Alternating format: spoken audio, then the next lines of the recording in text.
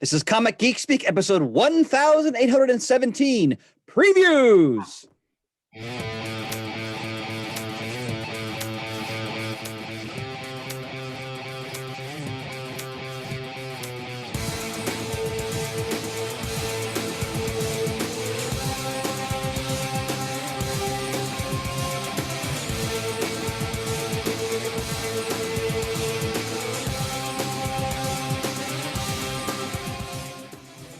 Welcome to Comic Geek Speak. I'm Ian Levinstein. I'm Chris Eberly.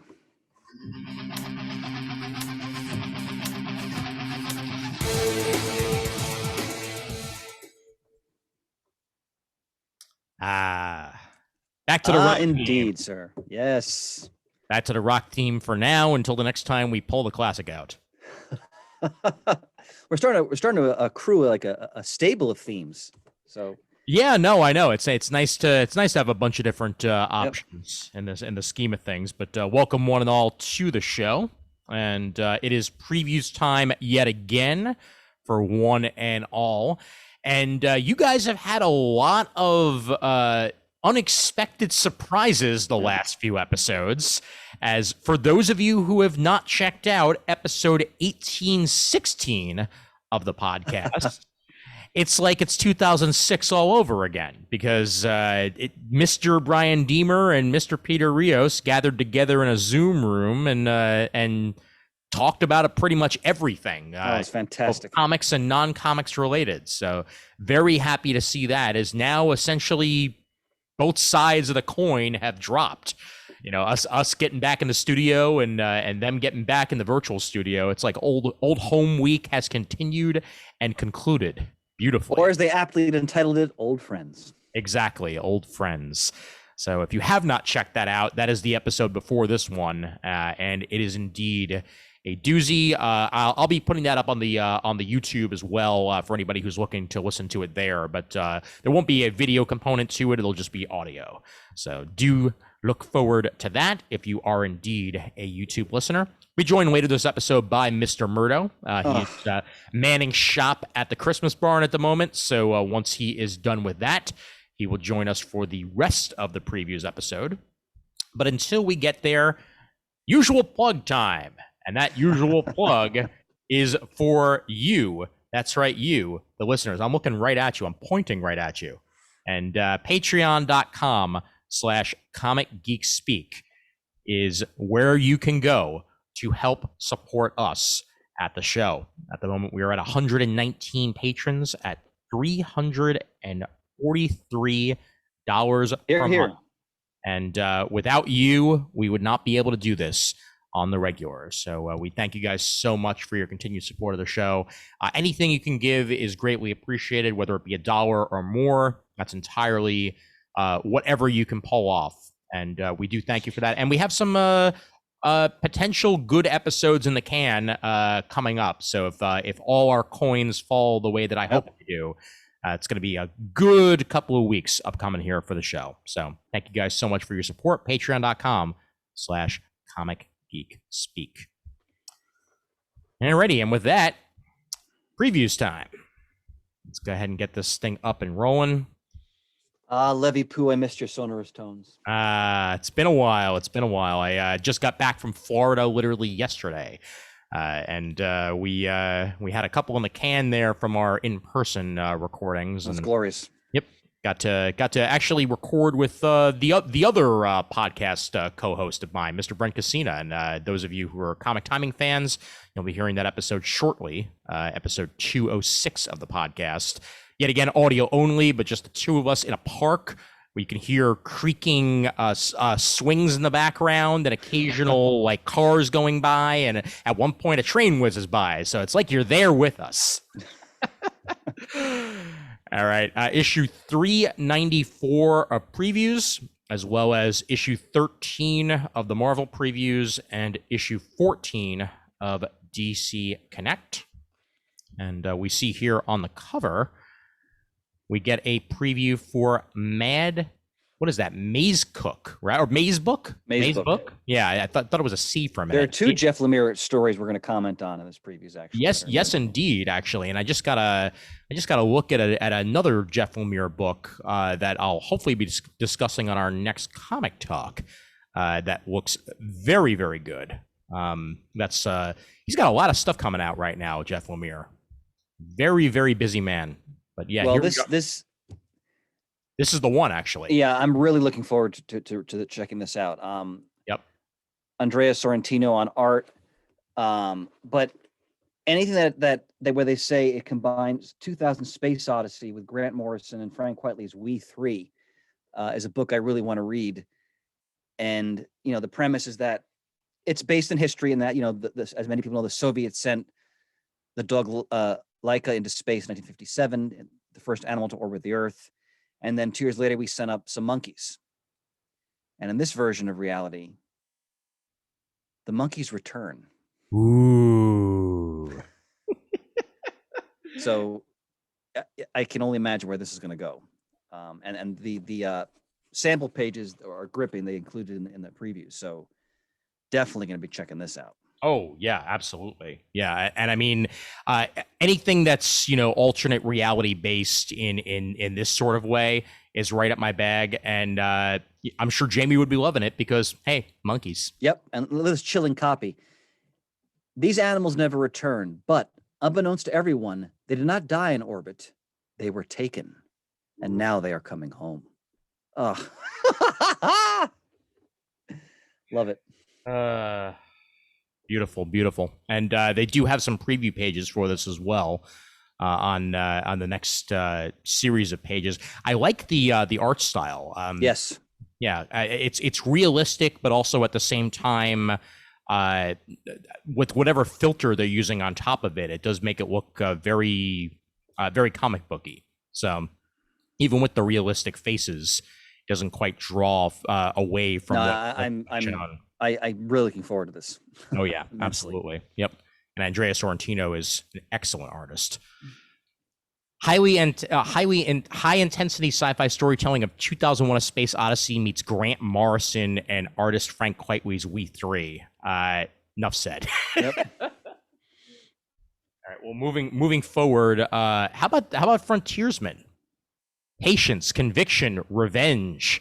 Patrick Kindlin and Marco Ferrari return with an all-new ongoing series. Classic Green Arrow-style adventure blends with the thoughtfulness of Concrete. Wow. Superhero odyssey for mature but uncynical readers.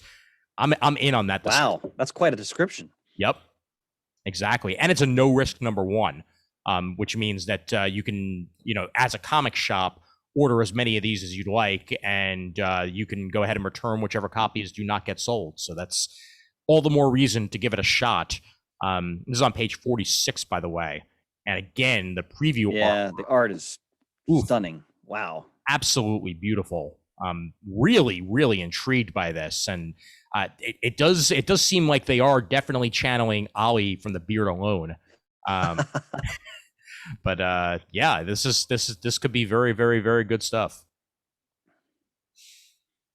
Go back to Adventure Man for a second, would you, Ian? Sure. I remember I talked about the first issue of this quite a ways back. Yes. And I loved it. It was a real sort of great take on pulp.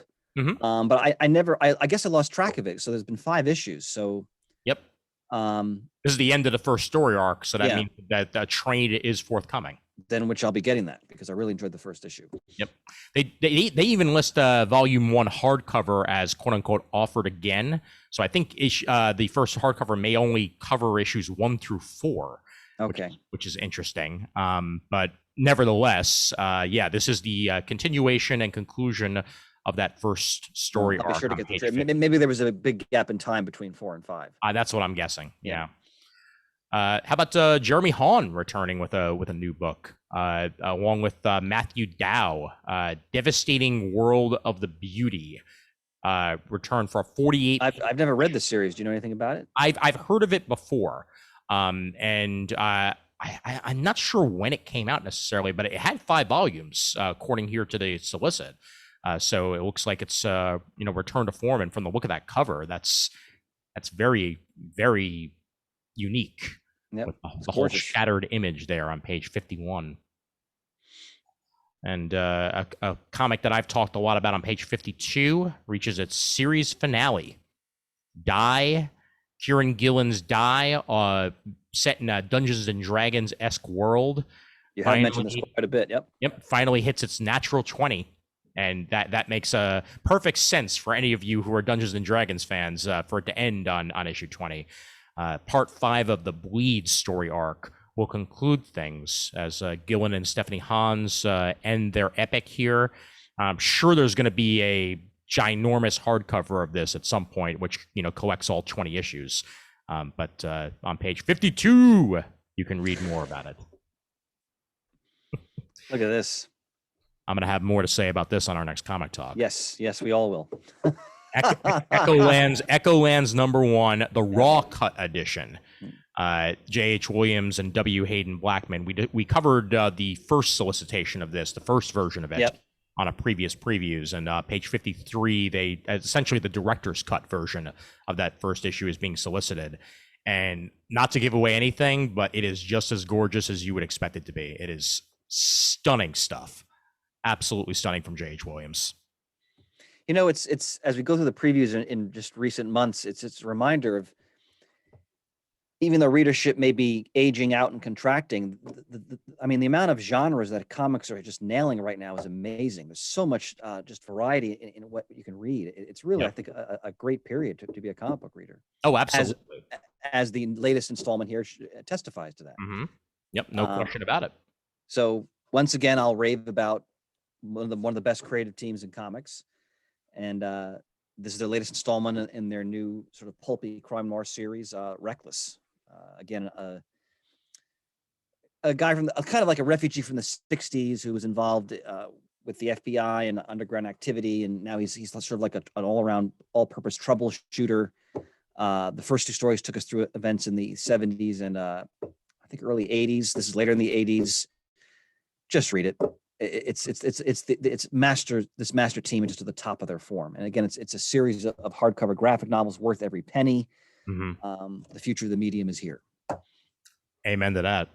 And Patton Oswalt's quote on the bottom of this solicit here on page 55 says a lot too. Oh man, this book pushes every crime fiction button for me. Bliss. I concur wholeheartedly with Mr. Oswalt. This is a book I want to read. I was waiting for the trades. I'm definitely gonna order this month. Yep, the good another crime noir. So. Mm-hmm. And 56. Great testimonials from Scott Snyder, mm-hmm. James Tinian. I've been reading a lot of noir in recent years, just general fiction. So I'm excited to check this out. Yep, and this is collects the first 4 issues, plus covers by Sana Takeda, Annie Wu, Jen Bartel, Dave Johnson, and more, all as the backup material.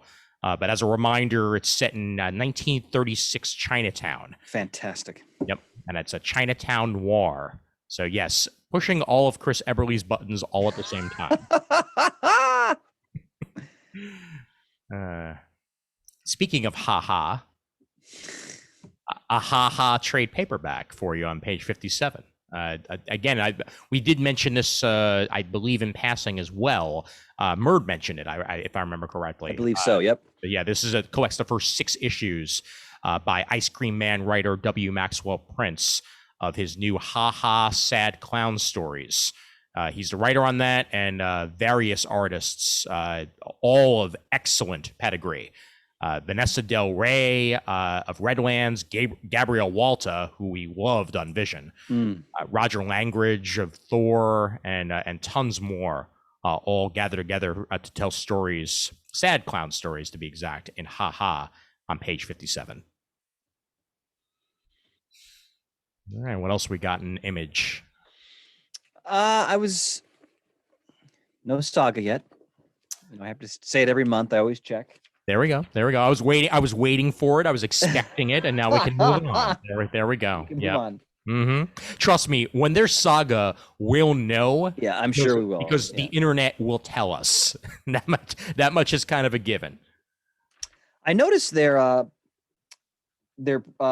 advertising the entire Stray Bullets series again. on page 68. Which I have to say I don't think I've ever really read, and I know it's highly acclaimed. Yeah, it's not something I've ever read either. And yeah, I mean, I guess these must be new editions of it. David Latham's Stray Bullets.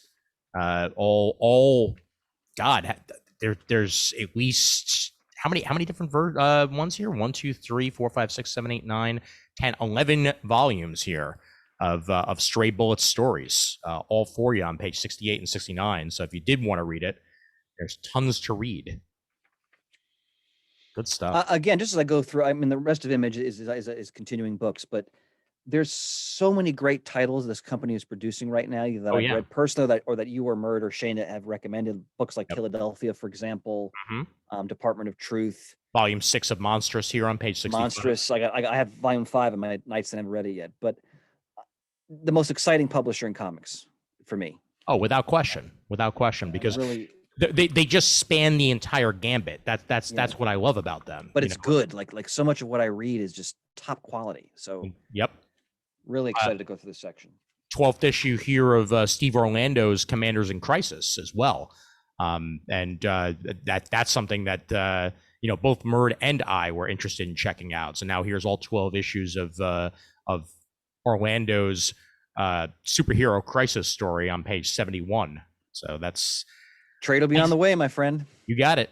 All 12 issues to come. All right, and I think that's pretty much it for me from Image. For me as well. As you said, everything is pretty much mid-story, so we will move on to Radiant Black. Yes. Oh, don't worry, I'll get the trade. I'll get the trade. Once I do, I will report back. I look forward to that discussion. I look forward to your field report. That much is definitely a given. But here we are. Lemire again. More Lemire, and it is indeed the cover text as we head over to Dark Horse with Maze Book number 1 of 5, Jeff Lemire and Andrea Sorrentino. This is a really compelling premise. I'm definitely going to try this too. Yep.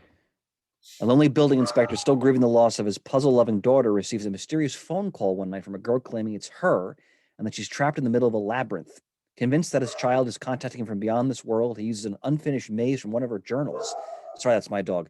And a map of the city to trace an intricate path through a different plane of reality and an intense and melancholy venture to bring his daughter back home. The only way out is in. And I'm in. In, baby, in. And it's okay to have a dog barking in the background. That's just CGS tradition. It is. There was even one on the Emer and Rios recording, so that just made me feel even more like old school action.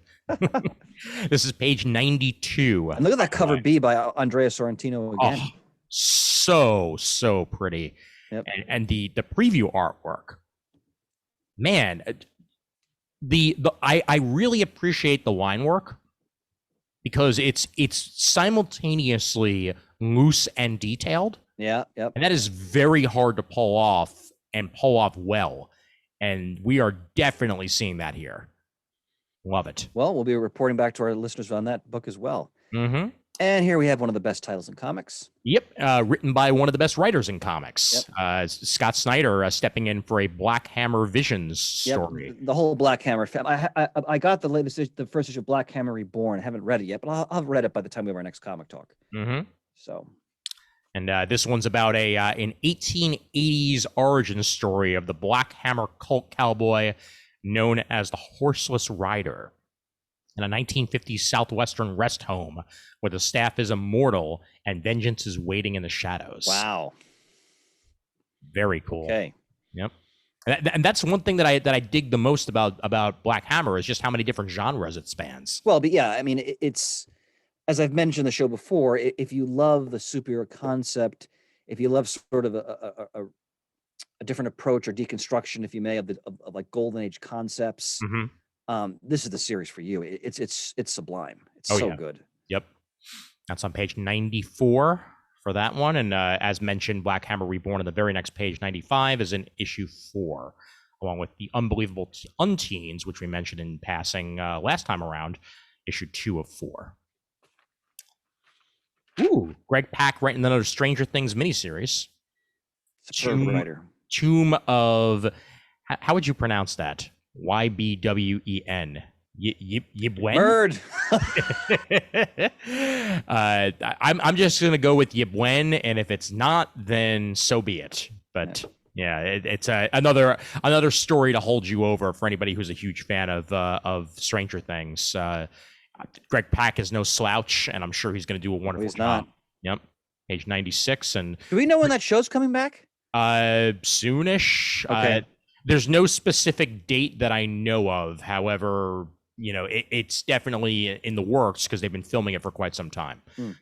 Speaking of filming, by the way, filming began this very day for Ant-Man and the Wasp: Quantumania. Oh, terrific! Yep. So that is definitely gonna happen. And when we get to our next comic talk, we can talk about the end of Loki, which I have very mixed feelings on. Go from there. Yeah. Well, we'll see. We'll talk about it. Excellent.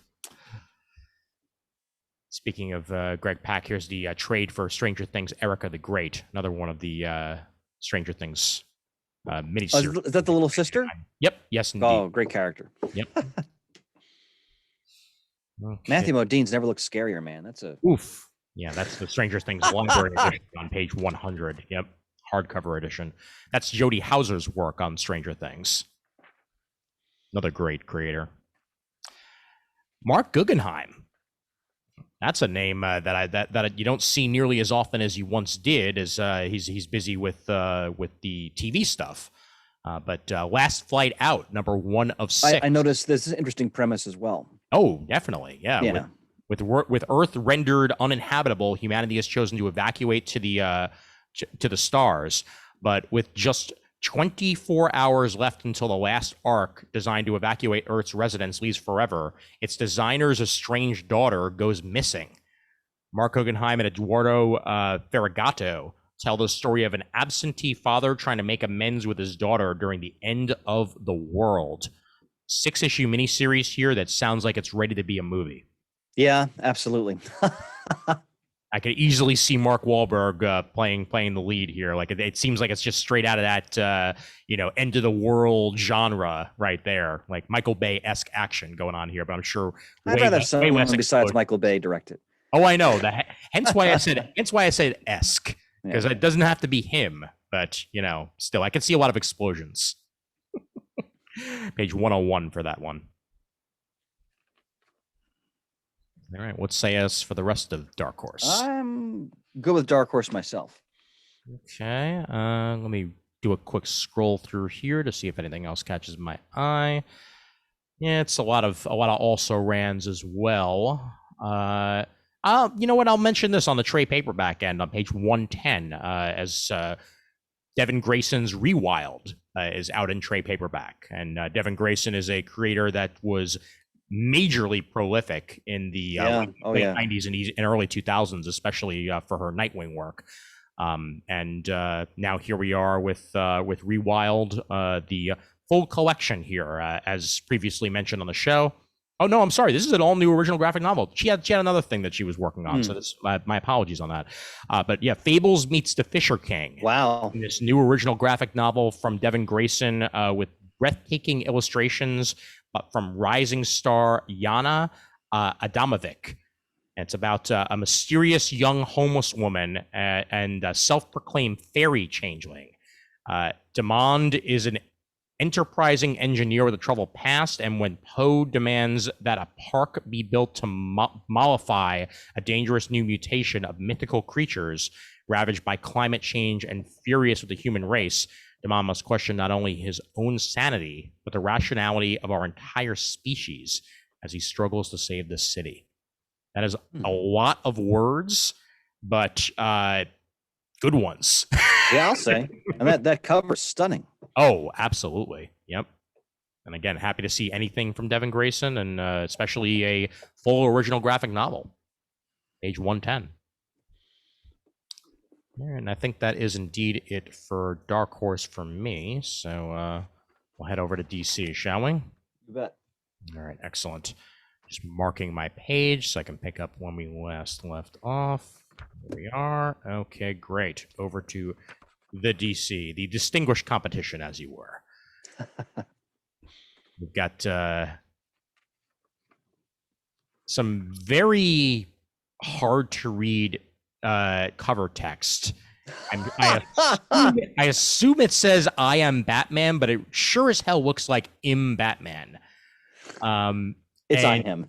I know, but do better, DC, when it comes to this stuff.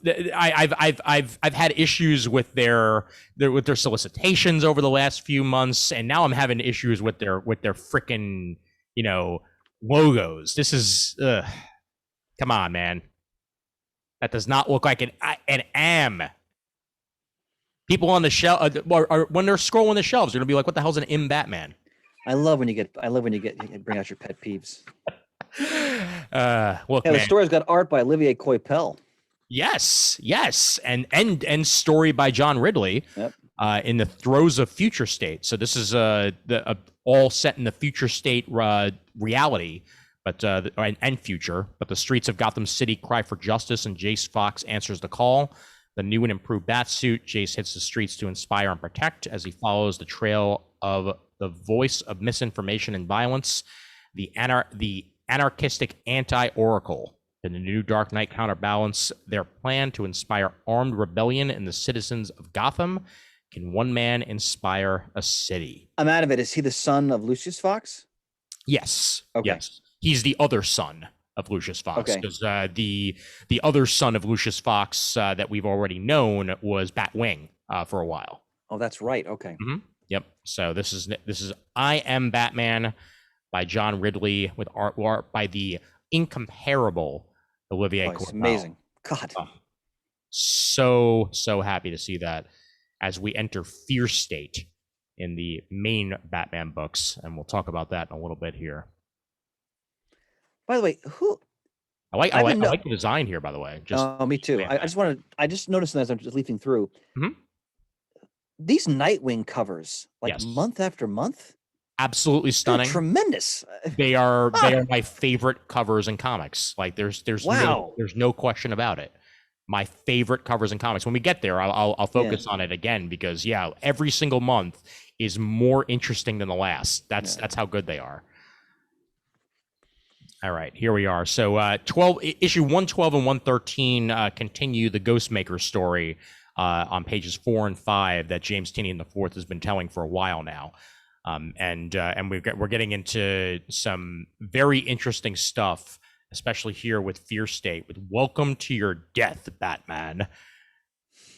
Love cover blurbs that have text. That makes me happy. Yep, me too. Yep. And a backup with Clown Hunter yet again. But how about this? Batman's Secret Files, Miracle Molly. Brand new female character here. Since Miracle Molly's explosive first appearance in the pages of Batman, people have been clamoring to know more about the colorful transhumanist vigilante. Now the wait is over. The history of Gotham's latest breakout star is revealed. It's a story so secret even Miracle Molly doesn't remember it. Discover what led a regular Gothamite to reject their name, past, and humanity to embrace the promise of a blank slate, the promise of the Unsanity Collective. James Tynion IV, art by Danny, and cover by Little Thunder. I like the name Little Thunder. It's on page 6. And here's that Nightwing. God, wow. My oh my. Ugh. And it has my favorite Robin on it, so that's making me happy. Got Tim. Oh, is that Oh yeah. Tim? Okay. Yeah, that's definitely Tim. Definitely Tim. No way about it. Bruno Redondo's doing the covers, right? Mm-hmm. Yes, indeed. They're eye popping. Yeah, and Robbie Rodriguez doing the interiors is no slouch either. But yeah, Bruno Redondo is knocking it out of the park with these things. It's so freaking good. And I love the what I consider the classic. I know it's not the original, but the classic Nightwing costume. Oh yes, and for that matter, pretty damn close to the classic Tim Drake Robin costume. Yep. Because that to me is still the pinnacle of Robin costumes. And they've kind of combined the cape of the 1 year later Tim with the costume of original Tim. And I dig that because those were my two favorite qualities of that. Very cool. All right. Moving forward, I'll just point out yet another cover on page 10 for Harley Quinn number 7. It's good to reconnect with nature. They're definitely having fun with Harley. As they should. Mm-hmm. Yep. Stephanie Phillips and Laura Braga on the pencils. This particular cover by Riley Rossmo. Oh, look at this. Oh, I'm all over this, man. Wow. Yes. So when this was announced, Oh. like about a month and a half ago, I was taken aback. And now here we are, listed as 17 plus under the black label. And we have on page 12, Batman versus Bigby, a wolf in Gotham. One of 6. One of 6. Story by Bill Willingham, the one and only. Pencils by Brian Level. It might be Lavelle, but it's spelled Level. And inks by Jay Lyston. And a cover by Yannick Paquette, which is always awesome. Yes. Yannick is the man. But we return to Fables and in a crossover that I don't think any of us was ever expecting to see. Because now it makes perfect sense when you think of the two characters. Well, sure, yeah. It's just we never knew there was a Gotham City in the world of Fables, and now we do. Or this could be standing alone on its own, which is also perfectly fine. Like for instance, the unwritten stories, were side stories unrelated to other Fables goings on and what have you. So this is gonna be something else. We'll be reading it. Oh, definitely. And looking at the preview art on the next few pages, that's some very intriguing looking artwork. I gotta get my button gear and finish Fables. You and me both, actually. Yeah. I never did get around to finishing it, and I have to. But the artwork, I think the best way to describe it is that it's 90s in the right way. Yes, well put, sir. Well put. Like very bombastic, like that lower panel, the expression of the guy's face with a cigarette, and it exudes the 90s. I can't put it any other way. But Scott McDaniel, I thought of actually a little bit in particular looking at this stuff. But yeah, good stuff.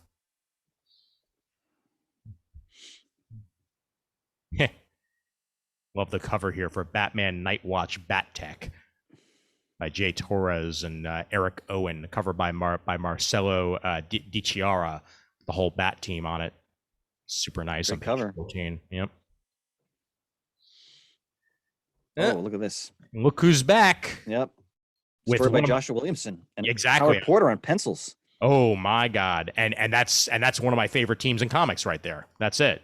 Joshua Williamson and Howard Porter, worked together for quite some time. And now here they are on Deathstroke with a brand new story from Slade Wilson's camp. And he's teaming up with Black Canary. Yeah, this is gonna be interesting. I know, right? You got a problem with it? We're definitely gonna try that. Absolutely. I think if I heard correctly, Deathstroke is supposed to be in season 3 of Titans. As in the television show? Yes. I haven't seen that at all. But yeah. This new season, I know, is supposed to include both Deathstroke and the Red Hood. Oh, wow. Yep. So just say, okay, this is the, okay, got it. It's Aqualad, right? Yes, this is the Jackson Hyde Aqualad. And this is Aquaman the Becoming on page 18. Brandon Thomas and Diego Orlochigi. Oh God, I'm butchering everything tonight. But Jackson Hyde has it all: mentors who support him, a community that loves him, an honest relationship with his mother, a cute new guy in Amnesty Bay who's caught his eye, and access to Aquaman's private training facilities in Atlantis. Well, he had it all until that training facility in half of the Atlantean Palace got blown to Kingdom Come with Jackson in it. Now Jackson stands accused of wrecking the life he worked so hard to build. Aqualad's going to need all of his skills, wit, and cunning just to prove his own innocence, let alone gratitude from sidekick to Aquaman. Very, very nice to see, and love the costume designs and the artwork on the next few pages. Oh, speaking of Aquaman. Black Manta gets a number one. Number one of 6, so it's 6-issue miniseries by Chuck Brown with pencils and inks by Valentin Delandro on page 20 here. Following his appearance in the Aquaman 80th anniversary 100-page super spectacular, the Scourge of the Seas now gets his own series. You know, as goofy as it was in many ways, I thought Black Manta visually was captured so well in the Aquaman film. Oh, absolutely. Yeah, it looked great. Yep. And they actually made him feel menacing with that giant ass helmet. Yeah. Yep. This cover's tremendous. Oh my. I still haven't seen this series. All you fellas have been raving about it. But Yeah, you definitely have to give it a go. You have to give it a go. And in season 3 will be coming out, I believe, sometime early next year, if I remember correctly. But Harley is it on HBO Max? It is on HBO Max. Okay. Yeah, all 2 seasons are on HBO Max, and the third will be on there once it's out. It was originally a DC Universe series, and then once that service went kablooey, then it all headed over to HBO Max. And this is the first of a 17+ animated series comic book, Eat, Bang, Kill Tour, story by T. Franklin and pencils and inks by Max Sarin. T. Franklin, I've only ever seen in panels at New York Comic Con. I've never actually read any of her work. So this may have to be the first time, because I love the animated series, and this calls to me. It calls to him, ladies and gentlemen. Indeed. Page 21 for that one. Levinstein. You know what else calls to me? Tim Healy and Scott Collins on page 22 doing frickin' King Shark. Come on, man. Come on. I am looking forward to this film.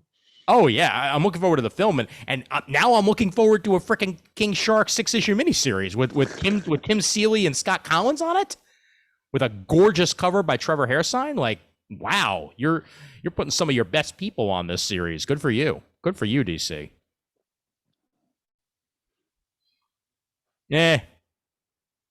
And then on page 23, Are You Afraid of Darkseid, number 1. Gather around the fire, fellow campers, because it's time for that most terrifying of traditions. Campfire stories so scary you'll never sleep without a nightlight again. Teen Titans guide those brave enough through tales of Batman and the Hidden Killer, Superman and Lois Lane and the Killer in their back seat, Harley Quinn and Darkseid versus a furious Bloody Mary, and 4 more stories so hair-raising you'll call your mama to come pick you up. I love an anthology, and this is just great. Just in time for Halloween, as this is on sale October 5th. Are You Afraid of Darkseid, number 1. Beautiful. With artwork by Mr. Mike Norton. Supporting Norton. I was waiting for that. Yep. And another Titan series. This one focusing on the older crew from the looks of it, and my boys there. We got Connor in there. So clearly coming out just in time for the Titans TV series, as this is pretty much the team for that. Are you enjoying that show? I'm about 3/4 of the way through season 1, and it's not quite grabbing me yet, but I've heard very positive things about season 2. So I will stick through it and see how it goes. Because I know that season 1 was kind of a test bed. They were the first one out of the gate of that live action series group. And I think they may have hit their stride a little bit more in season 2. I look forward to your field report, honey. Indeed. Yep. This one's Kevin Scott with pencils by Jose Luis, inks by Jonas Trindade. As the Titans face their greatest challenge, their own powers. Very interesting. Page 24. Great artwork. Yep.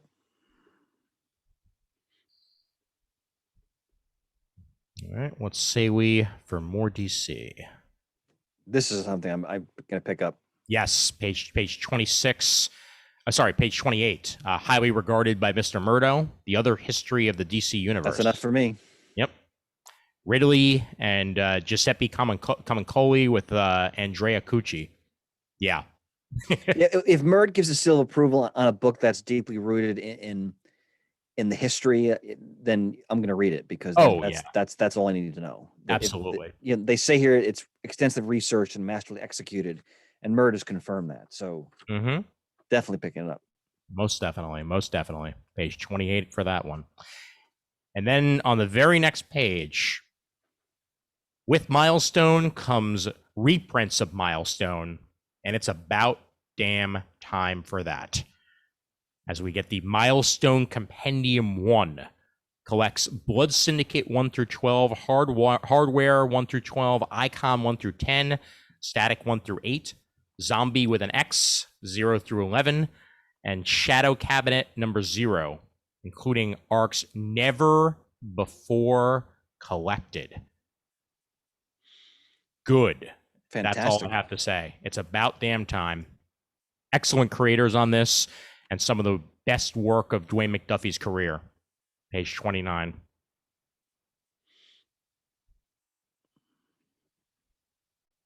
We're into the monthly stuff here. And they went with a different format this time around, which I don't mind, because you get to see a little bit more all at once here. But yeah, anything that's kind of like continuing, they stuck on multiple, about 6 per page this time around. They're definitely experimenting with this process here. But I will add specifically Justice League Infinity number 3. As the worlds continue to bleed in and out of each other, the Justice League look to the cosmos to learn how to stop the chaos that's been wrought. Meanwhile, Superman's journey through the multiverse brings him face to face with another Man of Steel. But is this one friend or foe? As the Justice League Unlimited crew meet Black Superman. Now, what I'm noticing is that J.M. DeMatteis is one of the writers. You got it. So that's enough. Now, are they tapping the rumors that Michael B. Jordan's going to be Superman? I don't think we're quite getting there. And actually, the rumors now say that there's 2 separate projects. JJ's Black Superman story taking place on the Earth with Baracko Superman. And then there's supposed to be a Michael B. Jordan HBO Max series where he's going to play Zod's son, who is black in the comics. So basically, let's pause for a minute, because Murdo is here. Zemoid. Zemoid is the void. Evening, gentlemen. Brother? How goes it, sir? Far better now that I am away from the Christmas shop for a while and able to commune with my brethren. Excellent. We were just discussing the potentiality of there being 2 separate Black Superman stories, one in movies and one in HBO Max. As J.J. Abrams is crafting one with the President Superman as a movie. And apparently there's going to be an HBO Max series starring Michael B. Jordan, where he plays Zod's son, who was introduced in the comics and who is black. So one a retelling and one an actual new character. And very interesting. Very interesting. Yeah. Yep. Murd, is there anything in DC you wanted to shout out before we finish it up here? Actually, I had a short list here. Back on page 30. Had to mention this. It's the final issue of Gene Wen-Yang's run on Batman Superman, also the final issue of that title. It is in the lower right. It's a team up between Mr. Mixus-Pitlick and the Calendar Man. Oh, wow. Penciled by Paul Pelletier. Yes, it's a heck of a send-off for the title. It's something that Yang probably wanted to do and probably couldn't talk anyone into doing until it was the final issue, and it didn't matter what he did. So kudos. This certainly does, Chris, sound like something made for me, and I'll definitely be buying it. And then, something that doesn't happen in a month of Sundays, there are 2 Calendar Man stories being published. Very fun. Yep, down on page 33, about where you guys were when I joined you. This month's issue of Legends of the Dark Knight, the current volume, number 5, I guess it is. Yep. The Calendar Man becomes obsessed with the Martian calendar, which precipitates a team-up, Brave and the Bold style, between Batman and Martian Manhunter. Written by Brandon Thomas, art by Giannis Milono Giannis. Outstanding, man. I guess it's the right month for the calendar man. For the calendar man, definitely. Yep. And Zdarsky's 5th issue of his 7-issue miniseries also comes out this month on that same page. Justice League Last Ride number 5. Thoughts on the new format they've chosen here for these solicitations, Murd? Like or dislike that it's more to a page? I'm going to lean towards dislike.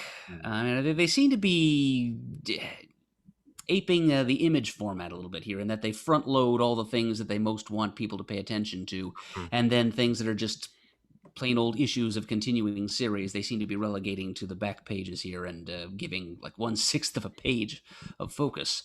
I mean, that's even more condensed than the image listings. Those are 2 to a page, and here we have 6. Yep. And I find that the things that most interest me this month are the ones that they have relegated thus, because up front it's just Batman, Batman, Batman, Batman, Batman. And I find that the more Batman titles they publish, the smaller percentage of those titles are ones that I really feel like reading. Yep.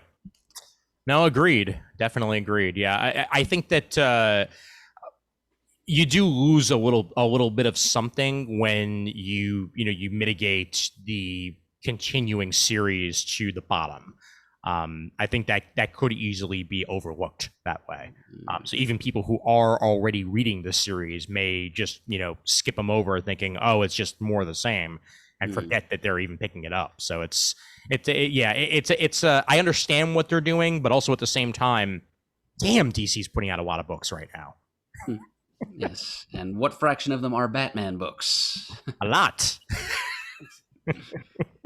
Didn't bother to count, but it's got to be around 50%. We have the final issue of Sensational Wonder Woman here on page 34. Speaking of other characters that have ongoings, there were, I think, 3 Wonder Woman books coming out at once, and now this is the removal of one of them as Sonia Anwar concludes her 7-issue story here of Sensational Wonder Woman. It's a great cover by Nicola Scott. Sure is. Beautiful, beautiful. Earlier, we mentioned the amazing Nightwing cover for this month with Nightwing and Tim Drake, Robin just chilling on a street like that, as Robins do. Mm-hmm. Final issue also of Suicide Squad Get Joker, Azzarello and Maleev. So that did not last very long either. And also of the 2 Tom King series, Strange Adventures and Rorschach, both of which have been tremendous. Mm-hmm. Yeah, and all of them are miniseries too. So the Get Joker thing was only supposed to be 3 issues. Fair. But on the subject of Suicide Squad, though, let's not pass over front row center there. Ambush Bug is going to join the Suicide Squad for an invasion of the Rock of Eternity. I'm on board for that. Yes, sir. So did you know, Murd? And I didn't even know this until I saw someone else discussing it. That someone else being a certain Peter the Rios on one of his many podcasts. Which we did also mention the surprise release on the CGS feed. So yes, that has been covered. But that there's a Tales from the Vault series available on DC Infinite, where Ambush Bug is the quote-unquote host of stories that were never released, that were sitting in a closet somewhere for in DC's long list of never released stories. Let them live, unpublished tales from the DC Vault. It's called. Yeah, this is a podcast. No, this is a freaking series on DC Infinite. Rios talked about it on his podcast, hence the podcast mention. But it's individual issues of unreleased stuff, at least partially penciled by Mike Norton. And it goes into there's a story, a Suicide Squad story is the first issue. The second issue is a Nightwing story by Colin Kelly. and Jackson Lansing.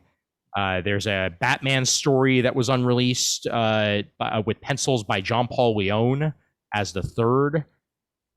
These are recent unreleased stories then. Very, very recent, Okay. yes, over the last few months. But yeah, this has been a series that apparently was exclusive to the DC Infinite app. Let Them Live, unpublished tales from the DC Vault. I was hoping they were actually digging out stories perhaps from decades ago. That had never been released. Yeah, no, that would be something, definitely. But yeah, there's also a Teen Titans story that's on the very next one. So maybe they will be going into the the far vault in future stories. That would I hope so. Fascinating. Yep. Remember, Marvel had an experiment like that a couple of years ago, where one of Nicieza's Lost Thunderbolt stories wound up getting published as part of that. Yep. I read the first issue of Supergirl: World of Women of Tomorrow. I'll talk about that in our next comic talk as well. Good. I need to get a hold of Superman and the Authority because I've been hearing fascinating things about it. And now that I know exactly what the story is, that it is essentially an Elseworlds, where Superman was around since the 60s and had been trying to get the world back in order after the death of JFK. And when he felt like he failed, he decided to go the route of the Authority, hence Superman and the Authority. Yeah, so it's certainly fascinating, and I could take it more as a Elseworld now that I have that 100% confirmed. Yeah. Well, just look at the chess symbol he's wearing, and that kind of screams Elseworlds right there. Mm-hmm. Most definitely. It's Morrison using these characters, and apparently he's going to have Superman and the Authority go up against an Ultra-Humanite-led version of the Secret Society, including Eclipso. Mm-hmm. I don't think... Murd, this is your month, man. Holy mackerel. Must be. I feel winning the comic lotto here. Yes, indeed. And boy, oh boy, on the very next page, 36, Batman and Scooby-Doo Mysteries, the untold eerie mystery that brought about the first historic meeting between a young Batman and a pup named Scooby-Doo. And this is DC pre-crisis history repeating itself, too, because this is very much like an old story in which a young Bruce Wayne, wearing a domino mask, like the one he's wearing in this image, teamed up with a young Clark Kent, Superboy. Yep. The first meeting of the world's finest duo as kids, basically. And now we have that same domino-masked young Bruce Wayne teaming up with a pup named Scooby-Doo cast. Written by Jolly Fish. Jolly Fish, and art by Scott Geralds. Yep. Who has been in animation for some time, and he's worked for Hanna-Barbera, and he's a perfect choice for this. Yeah, I grew up with a pup named Scooby-Doo, so this is right up my alley. Look at that Brian Hitch cover for the Flash 774. Not my daughter. That cover has such a Bronze Age feel to it. Oh, Beautiful. wow. Beautiful. Yep. The body language, the word balloon, the arm stretching out. Oh, it's great. Yep. And I'm gonna have to start reading these once they're available on the DC Infinite app because again, it's my boy. So we got Wally at center stage. All right. Correct me if I'm wrong here, but can it really be so that DC is actually not publishing a monthly title called Superman right now? I think you might be right, actually, because looking at the rest of the solicitations and going back up, yeah, I think we just have Action Comics and the Jonathan Kent led book, which is his own series, Superman Son of Kal-El. Yeah, right. Yeah, I do not see a Superman. Huh. That makes me sad. Yeah, I'm sure it won't last. I hope you're right, Ian, because I hate to see a 1,000,000,003 Batman titles and Superman forced back into his 80-year bastion of Action Comics without a second ongoing series to his name. Fair enough. Yeah.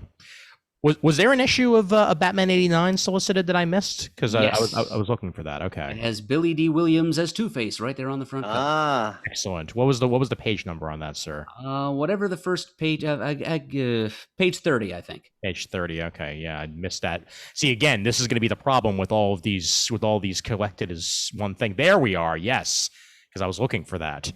Ah, man. Yep. Joe Quinones. You can't get better than that. You cannot get better than that. I guarantee you Matt will be buying that, and Shane will be buying that, and I'll be buying that. And I'll be buying that too. There you go. Especially because I know how long Joe Quinones has waited to do this. So Yes. I know he's going to be giving it his absolute all. 100%. All right, what say we for the collections? I don't believe I have anything to say for the collections. Okay. I applaud DC for continuing to print the Mike Grell Green Arrow series in a new omnibus. That's a fantastic series. Yep. Now this Inferior 5, that was the one that came out somewhat more recently, correct? Yes. Okay. Just a year or two ago. It has nothing to do with the original Inferior 5, the humor concept. It's something completely different. Got it. Yep. At the end of that page, on page 39, they are up to volume 4 of Superman: The Man of Steel, with a very striking cover of Wonder Woman and Superman in embrace during John Byrne's run there. So another thing to keep in mind. And a giant ass ad for the Suicide Squad coming out, and then all the related Suicide Squad content that you can go ahead and buy if you'd like. That's that. Well, we certainly got through DC a lot quicker this month, thanks to everything being bunched together like that. Let's say we head back to the IDW section. Start off with some Star Wars.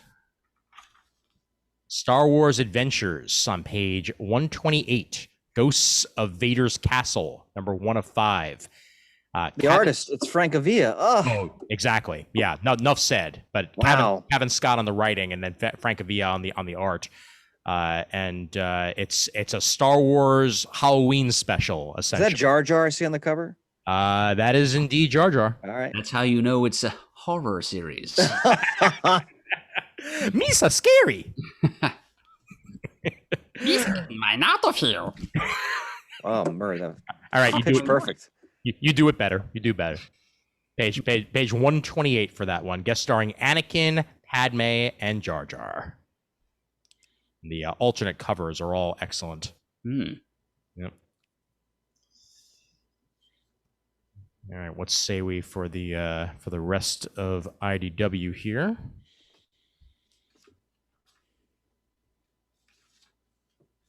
You know what? Why not? I'll point this out on page 134. Chained to the grave. The Old West springs to afterlife in otherworldly color. He may have died at high noon, but he'll be back in the saddle by midnight. Outlaw Roy Mason has come back from the dead, chained to the tombstone that marked his grave. It's a lawless time, a magical time, and the undead Roy soon finds himself caught between a rock and a hard place as he sets out in search of treasure. Good old-fashioned weird Western tale. You got it. Yep. Ian, would you go to page 144, please? Yes, of course. 144. Here we are, 144. Oh my, look at that cover. So I keep saying every month I have to read this series because if it's half as good as the covers, and I believe it's ended, right? The 5-year mission reaches its epic conclusion. So I guess there are 4 trades. So I got to give this a shot. Yep, definitely. Yeah, the covers are sensational. Oh man. Yeah, they did a great job with that, and I'm glad that they stuck it through. I'm glad that they actually got through the what they wanted to do with year 5.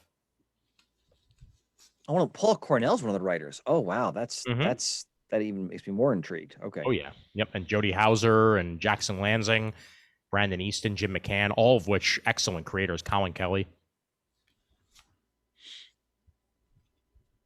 That's all I had for IDW myself.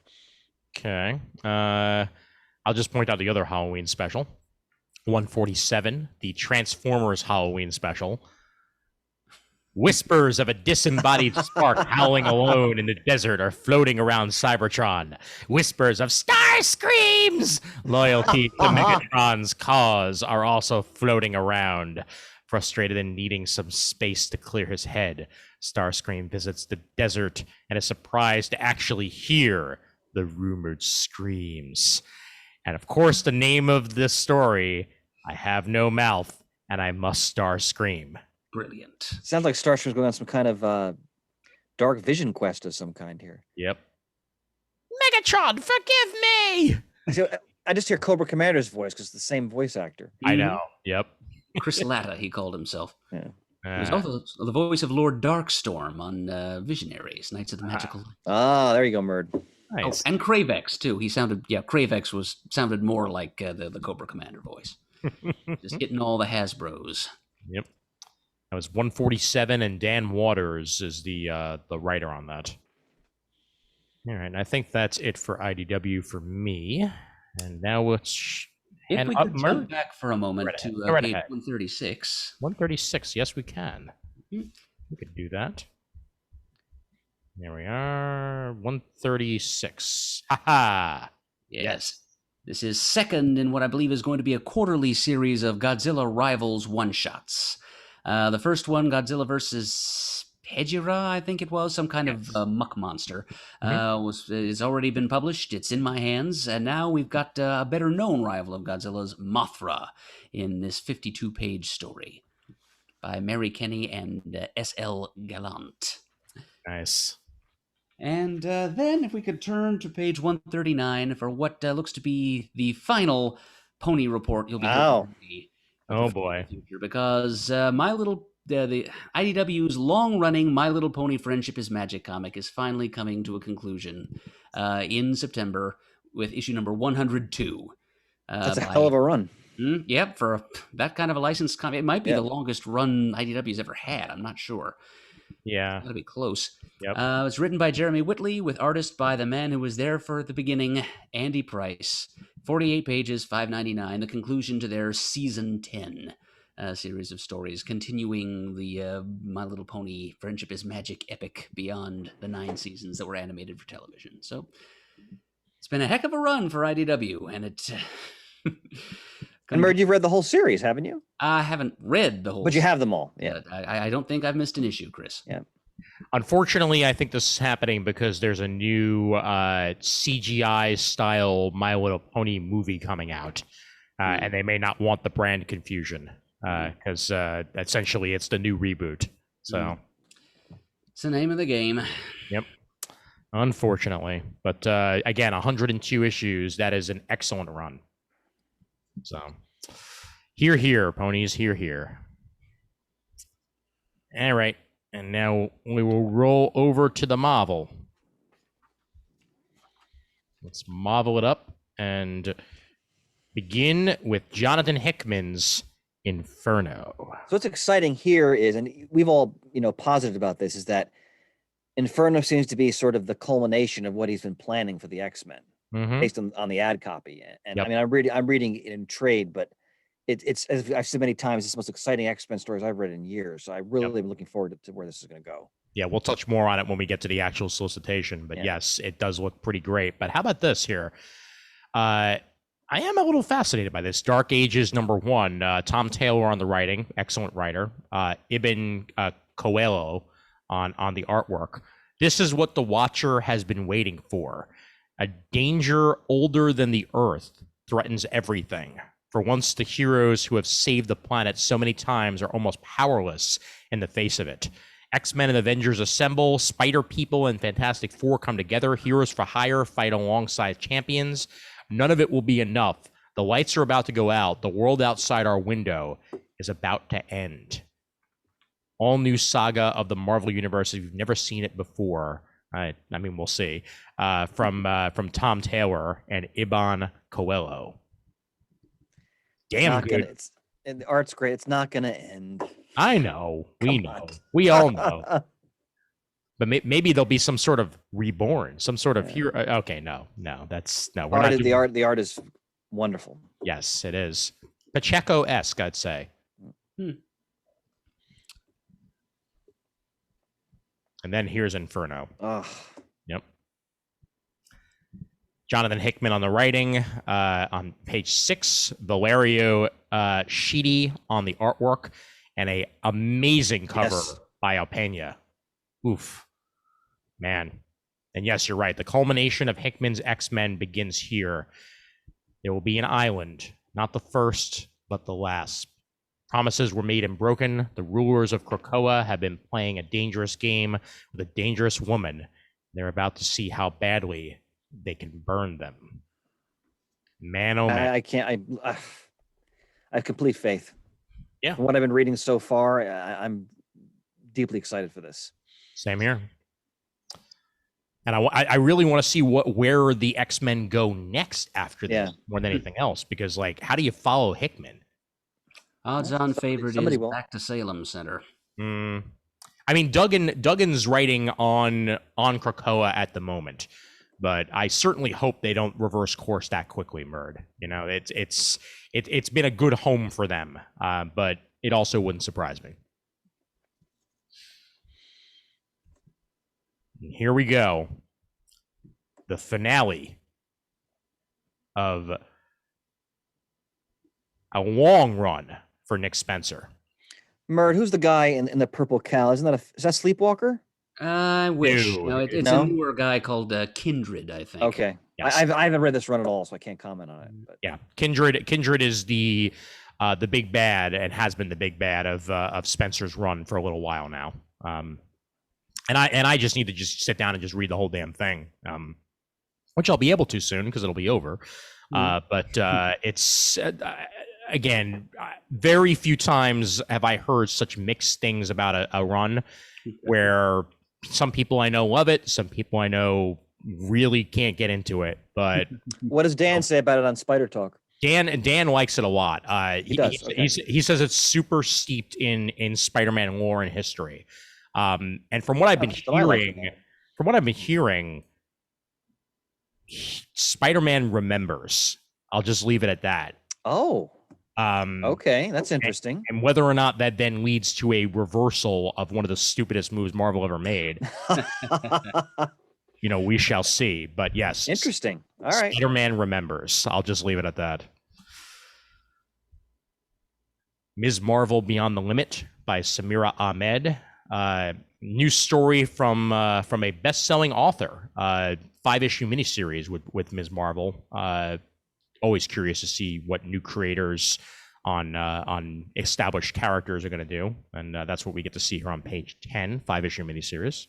The Darkhold. Kamala Khan is going to go Bollywood in this miniseries. Indeed. And then Doom in the Darkhold. Doom. And that's not going to go anywhere good. Steve Orlando again. Steve Orlando, he's been making himself known all over the place. Now here he is back with Marvel on page 11. Yep. Lose your mind in mighty Marvel fashion. It's a Thawne story. Yep, I knew Murd would note that. Ooh. Yep, he's kind of a buried big bad of the Marvel Universe. Yep. Mm-hmm. I trust Steve Orlando to tell a story involving him and his baleful influence on the Marvel Universe. Wondercore. I will just point out in passing this Demon Days cursed web for the artwork alone. Peach Momoko. Oh, it's fabulous. Oh, she's so good. And on 13 and 14, you get to see exactly what it'll look like, and on page 15 as well, a very manga-esque, X-Men story being told here. And I'd love to see this collected at some point and on my shelf. It looks gorgeous. Look at that Cohen variant. Oh, Eternity. That's on page 16. It's the death of Doctor Strange. Oh no, Doctor Strange is dying. Don't you love when Levinstein just exudes cynicism like that? I mean, come on. It could still be a good story, though. Oh, I know. If even Aunt May can't stay dead, then like, what makes me think? Hey, that was an actress. That wasn't even Aunt May. Come on. Pardon moi. Pardon moi. Yeah, the likeness was uncanny, wasn't it? Yep. But yeah, I mean, either way, Jed McKay on writing, we Garbett on art, and some gorgeous cover work here from tons of excellent creators, as well as you said, Gene Cohen. And they got Doctor Strange in his brief late 60s mask period. Yes, indeed. Yep. Great colon cover. Yep. And oof. I mean, I wonder where the story's going to go more than anything else. What the hell is Toxin? Oh, you don't Did I remember even ask? Toxin? No. It's another one of the symbiotes, one of the Okay. spawn of Venom and Carnage. Yeah, pretty Been much. around for a while. Yep. Toxin's like as old as like the 90s, isn't it? But what's next is far more important because it's a Thanos Not story. quite that old, but early 2000s at least. Got it. Okay. Kieran Gillen doing a Thanos story. Ugh. Eternals Thanos Rises. One shot spinning out of Gillen's current, or more or less current, Eternals series. Mm-hmm. Look at that Assad Ribic cover. Oh, God. beautiful. Absolutely beautiful. Yep. And then The Last Annihilation, Wakanda #1. So I guess we got another Annihilation story brewing at Marvel. Yep, it's been brewing for a couple of months now, I think. Mm-hmm. Wiccan and Hulkling with a one shot as well. Anthony Oliveira on the writing. And then here we are, page 23. He's back. We didn't ask for it, but he's back. X-Men, The Onslaught Revelation. Cy Spurrier and Bob Quinn. You have strayed from the way of X. The onslaught is upon you. I gotta say, with this cover blurb here, I mean with the blurb they gave for it, the X-Men's greatest foe. I mean, really, but okay. Mutant kind's primal evil slithers in the minds of its most senior leaders. The kids whisper of the Crucible, a party to end all parties, a party to end everything. The seals are broken, the trumpets have sounded, only a small band of eccentric mutants can hope to break the fall. I just hope it's a good story. If you make a cheesy character like Onslaught, at least compelling, then I'll be down. And we'll find out soon enough. My absolute favorite moment of the whole Onslaught saga was when they pulled that one weird panel from early Silver Age X, where Professor X is thinking about how he's actually in love with Jean. Yes. They like threw it in there, dropped, never referred to again until the Onslaught story, and they used it as like one of the gateway into this, this dark side of his psyche. Fascinating moment. Mark Wade, take a bow. Mm-hmm. Most definitely. Yep. Kazar. Speaking of Mark Wade, he had a great run on Kazar. Oh, that was a fantastic series. He did. So good. Yep.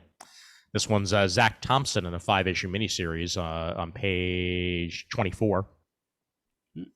I didn't know Kazar was dead, by the way. So. He got better. Yep, it's another consequence of the Empire crossover last year. Okay. See, the Kotati were on the rampage, and that's how he died. And sure enough, he's back, and we all know that Doctor Strange will stay dead about as long, and hence the cynicism, which is well justified, as we know. Yeah, although I love this cover of him. Great cover. Coming out from the grave on page 25. Yep. Yeah, the Mark Wade Kazar series, what was that? Was that late 90s, Ian? 1996 or Thanks, 7? Murd. 97, I think. And one of the Kuber brothers did the art, if I remember correctly, right? Yes. Mm-hmm. Excellent. And you know what? I mentioned, just thinking of Kazar, I picked up a couple years ago, I haven't read it yet, the trade collecting his 1980s adventures. Because I remember reading a couple of those as a kid and really enjoying those. I'm looking forward to getting back to that. I'll give a report on it when I finally get to it. But well, speaking of the 80s, recollected on the very next page. Oh, this is a good story. This is a very good story. Chris Claremont and Michael Golden and Dave Cockrum and Paul Smith on Kazar Marvel Fanfare 1 through 4. Yep, exactly. Good stuff. Mm-hmm.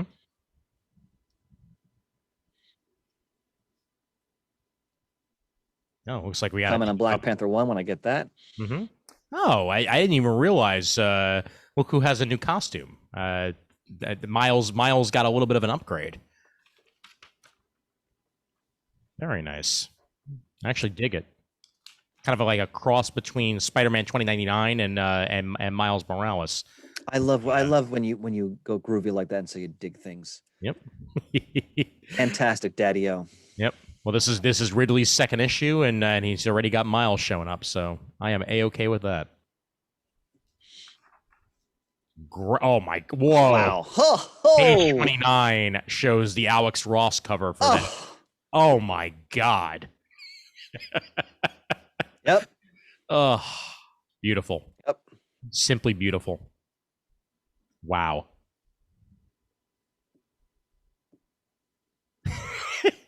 And of course, the cover board for page 30: habeas corpus, corpses. Oh God. It's worthy of DC. It is. Yep. Man. We talked about this last month. How Al Ewing's doing Defenders, right? Mm-hmm. Yep. Yeah. So Javier Rodriguez art. This looks really fun. Oh, definitely. 5-issue mini. This is the second issue solicited. And then second issue of the Kang the Conqueror mini as well on page 33.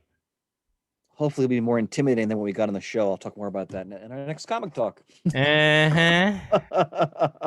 ain't seen nothing yet, Chris. I might have differing opinions. All right. We'll find out. I was cringing. God.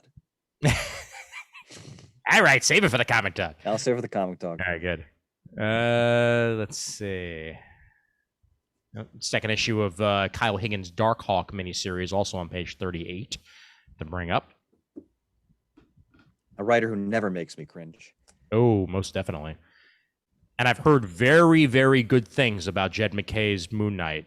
So I look forward to reading issue 1 once it's available on Unlimited. And that's on page 39, the third issue of that.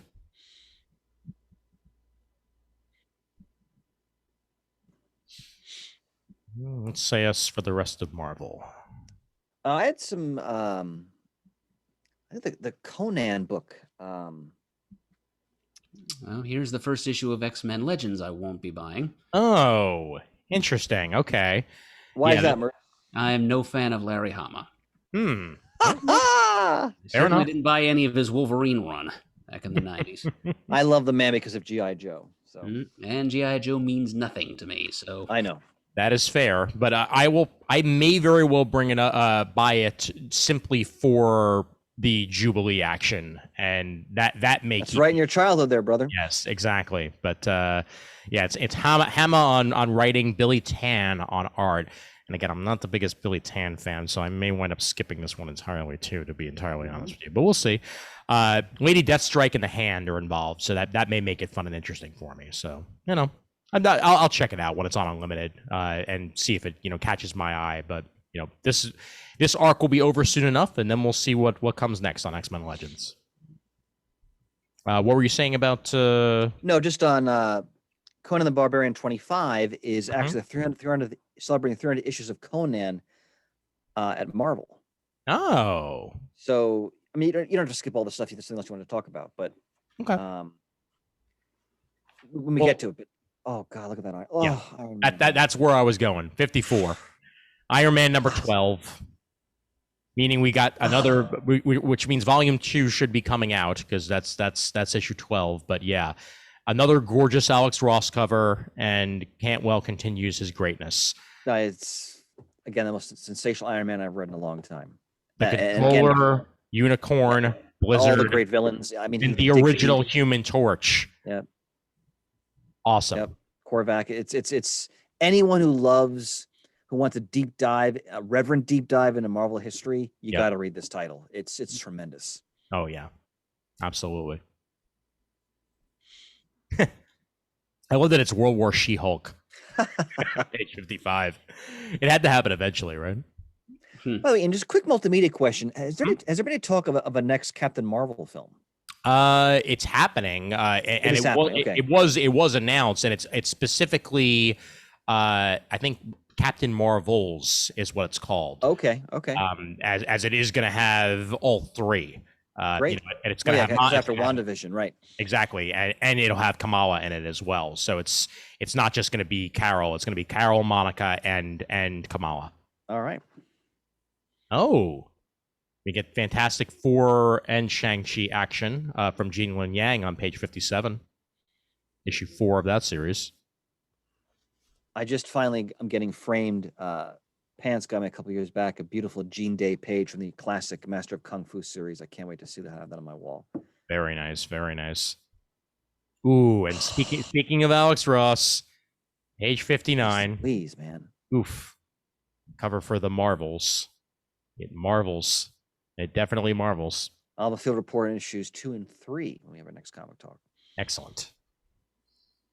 Yep, and here's that last annihilation conclusion here of Al Ewing's Guardians of the Galaxy number 18. There be a lot of mindless ones. The mindless ones. Mindless. Oh, this is a series I have to read. I've heard a lot of great things about it. I have not read the Donny Cates Thor. Yep. Again, there has not been a bad Thor run in many a year. No, there hasn't.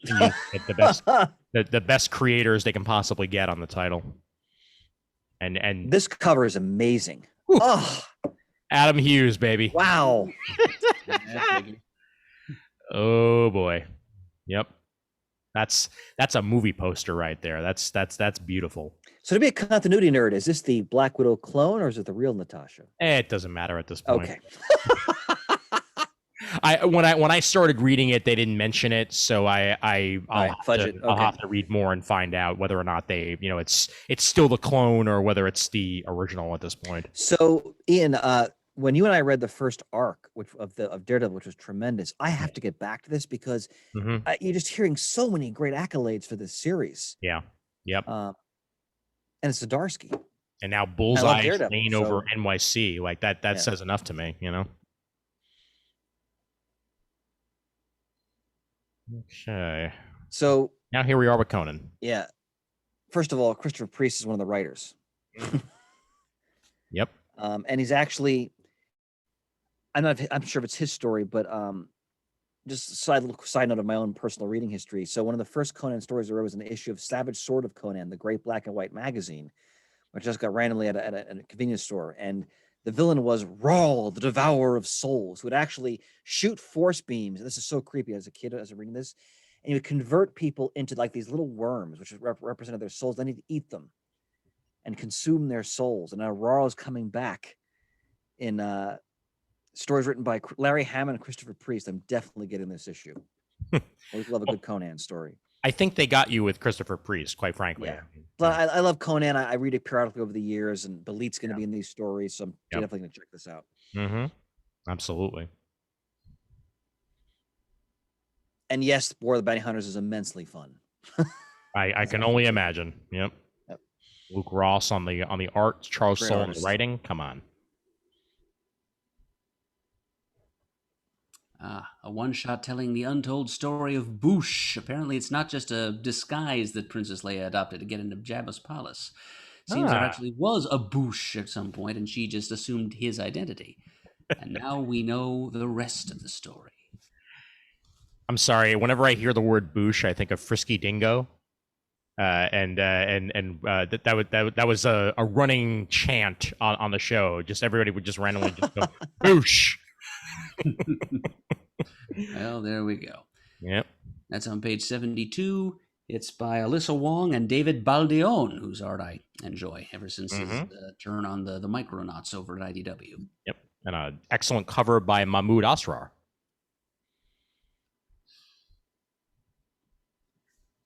Okay. And onward to trades. What I wanted to mention that I'm excited about, because I've never actually owned it in trade form. On page 113, they're releasing the Fraction Aja Hawkeye series again in a I think it's a large soft cover. Ooh. Nice. With an Alex Ross cover. That's on, and again, the Hawkeye series will be coming out on Disney Plus. It's based heavily on this, isn't it, Ian? Yes. Okay, so I definitely want to reread this because this is one of the great Marvel series of when it came out previous decade. It's a classic. Oh yeah, I'm looking forward to reading it again. That's on page 113. Way earlier, page 83. Speaking of Conan the Barbarian, here's your Christopher Priest stuff from a long time ago. Oh, that's right. Yep. I've never read these. Volume 7, the original Marvel Years Omnibus, Volume 7, with Chris Priest with Don Krar, pencils by John Buscema and Al this roll call of glory. Oh yeah. This is made for you, sir. Yeah, Buscema loved doing Conan. That's why I think it was one of his favorite assignments. Yep. That's on page 83. Now, this Doctor Strange hardcover we're mousing over right now. Mm-hmm. I can attest there are actually some decent stories in here. But one thing that I find a little strange, or perhaps it'll seem less strange to you guys, it doesn't mention that Warren Ellis actually had an arc of Doctor Strange. Yeah. Is he persona non grata? Is he canceled right now for some reason that they're not mentioning? Yeah, he is actually. Really? Yeah. Some very shady deviances on his part have come out in recent months. Not only on fans but also on fellow creators, and I think Marvel is rightfully trying to distance themselves a little bit from his name being mentioned. I'm sure he'll probably have a credit if his stories are going to be there, but yeah, it's Warren Ellis has seen better days. Let's just put it that way. Oh, yeah. Well, Murd, I remember we did our Doctor Strange spotlight. You talked about those stories actually. Mm-hmm. Yep, it was. I don't think it was more than 4 or 5 issues, but they were in the 80s. So this is collecting number 60 through 90 of his 80s and 90s run. So yeah, those Warren Ellis stories will be in there. And for what it's worth, if you can separate the work from the man, I thought his take on the Doctor was just the tonic he needed at that point in time. Yeah. In conclusion, don't be an asshole, and you won't have to worry about this stuff. That's beside the point. Your mighty Marvel moral of the day. Exactly. Oh, how about this amazing cover here for the X-Men Omnibus Volume 2? John Cassaday continues to do the pitch perfect classic. Wonderful tribute. Yep. Beautiful stuff. Even working in one of my favorite X-Men, the Mimic. Ah, yes. I loved him in Exiles. Or wait a minute, maybe that's just the Angel. It's the Angel in one of his latter costumes. Yeah, sorry, Murd. Yep. Yeah, because that costume did look a lot like Mimic's eventual. Yeah, it's an understandable. Yeah. Yeah, it doesn't have the M. Right. The Angels had a variety of costumes over the years. Oh yeah, I like that it includes material for Not Brand Ech number 4 and 8. That makes me happy. Well, it goes up to X-Men 66, and after that, the book goes into reprints. Yep. For a couple of years, the X-Men had a few appearances elsewhere in the Bronze Age, like a Marvel team up with the classic Morbius story, but otherwise they didn't appear that much. Yep, they mention here Avengers number 53, Kazar number 2 and 3 from 1970, and then that Marvel Tales mention that you just made. Yep. And here's some more bolts. Good stuff. 87, Nicieza, Busiek, and Ferrero with artwork by some of the best in the business. Period.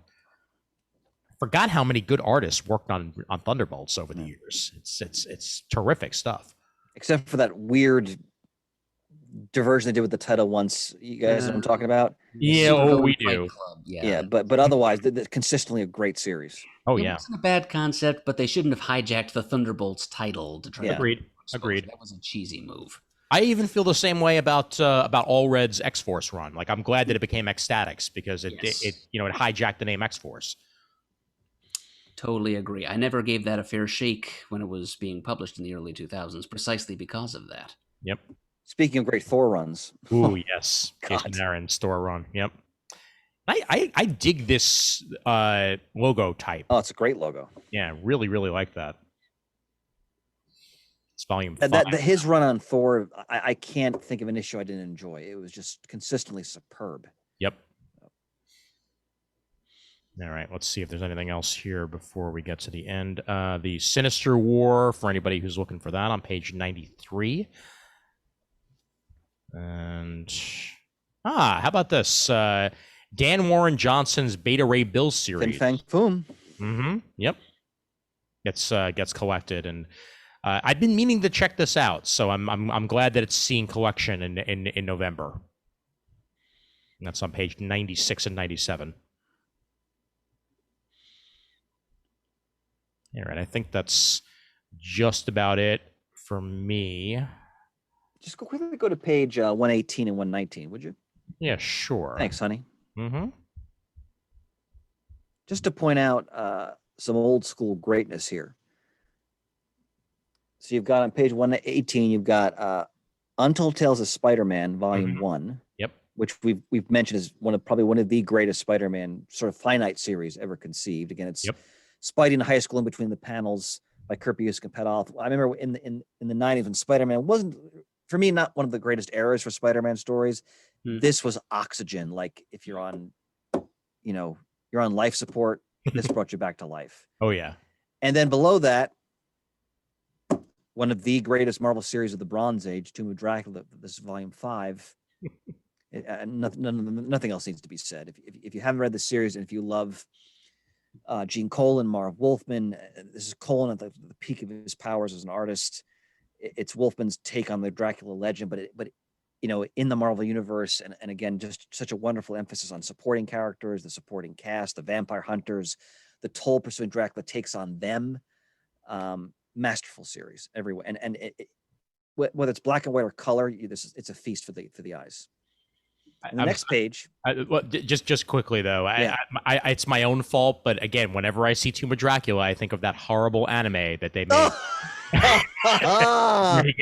where at one point Dracula gets turned back into a human and sits down at a diner and menacingly eats a burger. That's some good customer. times. A customer at my shop gave us that.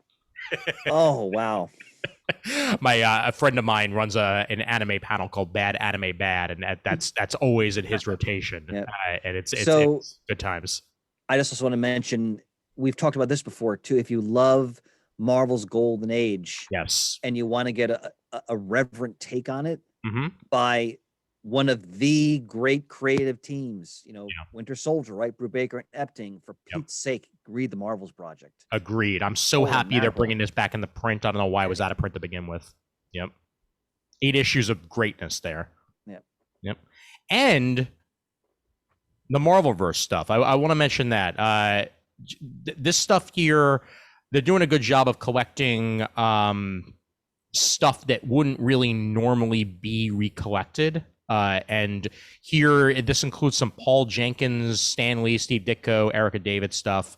And it's banded together as Mythos Spider-Man, Amazing Spider-Man 32 to 33, and Marvel 32 and Adventures 33 is the Spider-Man. classic where Ditko would draw Spider-Man lifting all the wreckage off himself. That's Indeed. A classic story.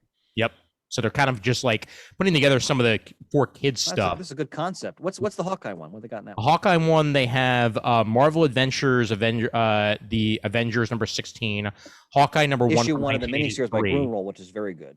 Yep. Avengers 223 from the original series, and Generations, Hawkeye, and material from Marvel Adventures Superheroes number 17. So good way to get your kids into it. Then, of course, Mighty Marvel Masterworks, The Incredible Hulk, 121. For old school Hulk action. Look at that show cover. Oh. Yep. All right, gentlemen, anything else? I'm good with Marvel. Okay, good, because I am skipping over the weird run of Peter David's era on the Hulk during the Heroes. This was all Heroes Reborn stuff, and it was. It wasn't the best part. Was not the best part. All right, gents, let's head over back to the main part of the book and head over to Dynamite. Anything in Dynamite this month? I had nothing myself. Okay. I think it's just Priest's Vampirella for me and nothing else. Yeah, I have to. I raved about the first trade. I have to get the subsequent trades to catch up on that. The first trade was fantastic. I'll mention just because I mentioned it last month. Here's another Army of Darkness series from page 162. Army of Darkness 1979. Rodney Barnes and Tom Garcia as he's haunted by both Deadites and the Necronomicon in the 1970s. Kids, ask your parents. Parents, ask yourselves. What does he find in the South Bronx of the late 70s? Gangs. And what are those gangs found? The Necronomicon. I know they meant to say the Bronx and they said Brox, so that annoys me. But that's it's going to be a heck of a ride in 162. I imagine this is going to be Warriors meets Army of Darkness, and I'm all for it. Ian, I love when you exude your hometown pride. You got it. All right, past Dynamite we go, and onward to a Boom. How about on page 213 from Grant Morrison and Alex Child? Proctor Valley Road. I never read this. Issues 1 through 5 collected. It's a fairly recent miniseries. It takes place in the 1970s, Murd. Yep, I skipped it as a miniseries. I may pick it up as a trade here now, though. Yep. Yeah, I remember us discussing this in passing when it was a miniseries, and yep, here's all collected, available in November from Boom on page 213. Go ahead, Ian. Oh, sorry, there was one more earlier up. Let me scroll back here that I saw that was interesting of note. Where was it? Here we are. 5-issue miniseries called Maw by Jude Ellison S. Doyle and illustrated by A.L. Kaplan. I'm stricken by the cover, which is why I had to bring it up on page 202. But what happens when one woman becomes the real monster society has always made her out to be? Dragged by her sister Wendy to a feminist retreat on the remote island of Angicha, Marion Angela Weber hopes to gain some perspective and empowerment that isn't at the bottom of the bottle, but everything is horribly derailed after an assault on their first night there. Violent encounter awakens something in Marion she never even imagined, triggering warped mutations in her body and awakening a hunger she can't bring herself to name. Fascinating stuff. And it's a horror series perfect for readers of Redlands and Something is Killing the Children on page 202. Murd, have you read Gillen's Once and Future? Yes, I have. First couple of issues, anyway. What'd you think of them? Well, it's Kieran Gillen, and that makes it kind of exciting. Yeah. There's a little bit of Indiana Jones to it, and a little bit of Arthurian legend, and it's about a nebbishy little museum curator whose grandmother, unbeknownst to him, has been not only kind of a adventuring, two-fisted Indiana Jones type hero, but also a caretaker of certain parts of the Arthurian myths that are a little more real than had previously been thought, and some demonic aspect of said legends comes calling, and so he finds himself swept up in this misadventure with his grandmother, trying to defend the British Isles from the return of this thing. I love Arthurian stuff, so I wanted to get your opinion. I have the first volume. I just haven't gotten to it yet, but I've heard nothing but positives. That's Gillen. Yep. Somewhere along the way, I think they discovered that this demonic force is not quite as demonic nor as evil as had been advertised. Just as an additional wrinkle. Fair enough. Hardcover on page 221 of Jim Henson's The Storyteller Tricksters. Next collection of the Ringo Award-winning anthology series. Yep, I am a devotee of trickster myths, as Chris can attest. He's read my thesis about how that archetype manifests itself in superhero comics. As soon as this thing comes out in softcover, I think I will be jumping on it. Excellent. Murd, again, this preview is tailor-made for you this month, man. Wow. It's going to be a black September for yours truly. And I'll mention as well on page 223, the final volume of Lumberjanes, volume 20, ends the summer. And Shannon Waters and Kat Lay bring it to a close here with the 20th volume on page 223. Page 230 from Ablaze. A publisher I'm not familiar with until I bought some trades earlier this summer. Some students gave me some gift cards, and I didn't realize Garth Ennis and Steve Epting had done a World War II saga from Ablaze called Sarah, which I'll talk about when we get to our next comic talk, which was phenomenal. Nice. So, and this is another World War II tale from this company, He Who Fights with Monsters, Writer Francesco Artabani, artist Werther Deladera, forgive me if I mispronounced that. It takes place in Nazi-occupied Prague. People may recall that before World War II actually began, Hitler had consumed Czechoslovakia, the infamous Munich Agreement with the British and the French in 1938. And this story takes place in Czechoslovakia suffered horribly under Nazi occupation because they had to endure the Nazis from before World War II to the end. And this seems to involve resistance fighters, and also deals with perhaps some supernatural elements. Talk about an ancient monstrous legend, which may help them in their struggle. So I'm probably going to give this a shot because I was really impressed with what this company did with Innocent Epting and their World War II story, which we'll talk about later. Look at that variant cover by Moy R in the Fantastic Four style. Oh yeah, that's right. Yep. The Trial of Reed Richards. Yep, you got it. Nice.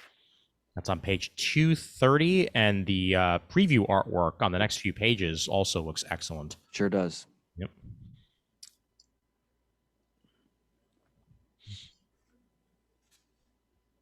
When you're ready, I want to note something on page 244 from Aftershock. Okie dokie. Let's scroll through just to see if there's anything in between. Let's see here. You know what? Yeah, I'll mention Hath No Fury on page 239. Steph Cannon and Luke Martinez have a first issue. It's a fantasy story about two powerful women, each leaders of their people, who are forced into an unlikely alliance to save thousands from the depredations of a vicious tyrant, thrown into an unfamiliar world and beset by dangers both magical and mundane.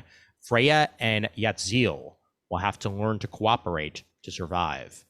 It's Hath No Fury, number 1, on page 239. Over to page 242, because we've mentioned Orlando everything again. else. Exactly. We've mentioned everything else Steve Orlando is doing this month. We might as well mention this. It's a great cover. Oh my God, terrific cover. And Aftershock continues to impress. Orlando and John Sway, and Rubine is the artist here. When he left the military, Aaron Say's first thought was providing for his aging parents. His parents' bar is experiencing hard times, and one night it's shot to hell with his parents critically injured in the attack. This was no ordinary robbery. Aaron's mother reveals that she fled China to escape a blood feud between the Jewish and Chinese sides of her family, both of which are powerful, organized crime families. Peace existed between these two families, the Hugh and the Margolis, but now it's been broken, and Aaron must protect his parents from further violence. This sounds awesome. It sure does. Yeah, really does. So yeah, 242, brand new series. Check it out. Search for Hugh, number 1. And the artwork is superb. Well, Ron Mars here doing a espionage story based on true events about two Russian intelligence officers, a husband and a wife who tried the defect and the consequences of that. I'm definitely going to try this. It's Ron Mars doing an espionage story. I like a true espionage story in a sense. Yep. So, by the way, I really have to watch The Americans. I never watched. I heard nothing but good things about that show. Yeah, same here. And especially after the beginning of Black Widow, I feel like I have to watch The Americans. It's certainly draws us inspirations, to say the least. Mm-hmm. Yep. That's on page 244, and it is the first issue of that. Yeah, Aftershock gets out some good stuff, I've noticed over the years. They really do. Yep.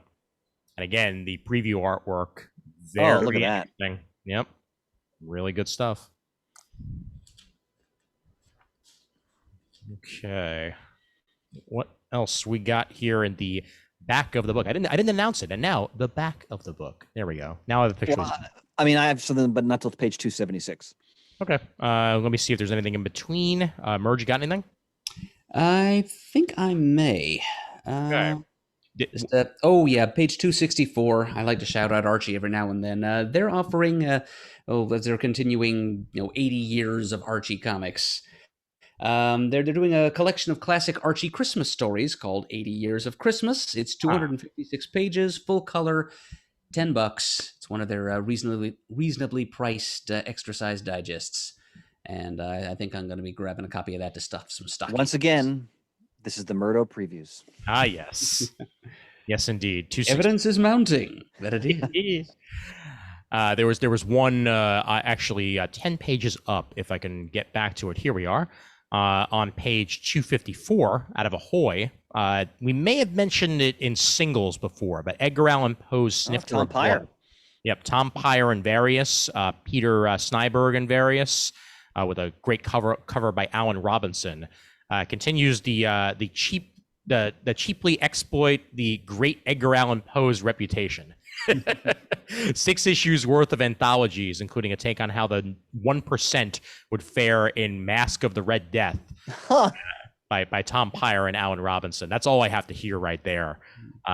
Looks very, very good, and that's on page 254. And right underneath it, volume 2 of The Wrong Earth, for anybody looking to get the full story out of volume 2. That is collected there with Jamal Igo on art, Tom Pyre on writing. And Juan Castro, for that matter, also on art. Can't forget to mention Juan. I still have to read that Hour Man series you fellas been raving about for years by Tom Pyre. Oh, yeah. Great stuff. Mm-hmm. Great stuff. Okay. Continuing to scroll down. Let's see if we grab anything else here. Definitely going past Avatar. Sorry, but no. Nothing new. This is what I wanted to point out. So Yeah. it's the creative team. Oh, yeah. Come on. Yeah. I mean, it's JMS and Steve Epting. I mean, my God. I hear you. Yep. Telepaths #1. Yeah, it's great to see 2 legends like this together. And I may not enjoy every single story J. Michael Straczynski creates, but Epting's on the art. Come on. That's why I'm going to try it. Exactly. And I like the premise that an electromagnetic disturbance results in the sudden awakening of telepathic powers in a tenth of the Earth's population. That's interesting enough as it is. It's on page 276. And on the very next page, actually, on 277, I know we mentioned the first issue, but second issue of Not All Robots by Mark Russell and Mike Deodato Jr. is there, and I love that cover. Simplistic covers are the best. Oh, yeah. Yep. Okay, what else have we, gents? I'm good till page 326 myself. Okay. I'll give a spotlight here as they gave a spotlight on page 283 for Super Suckers Binge Book by Darren Henry with art by Jeff Schultz.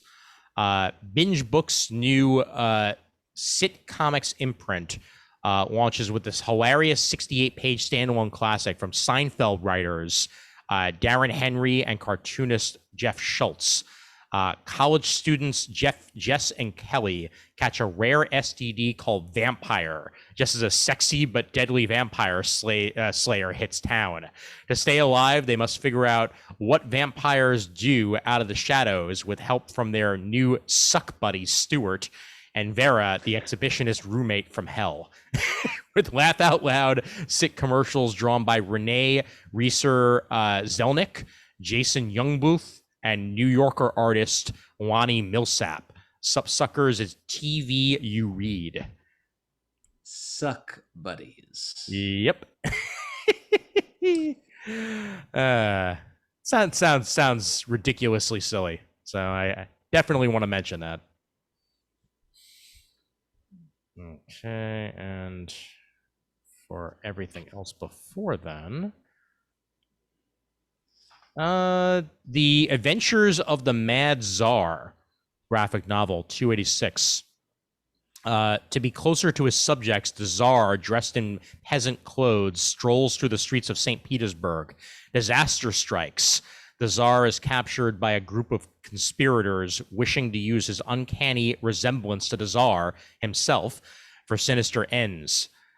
What fate awaits the true Czar, now a simple peasant, in the hands of his enemies? And more importantly, what do they have in store for him next?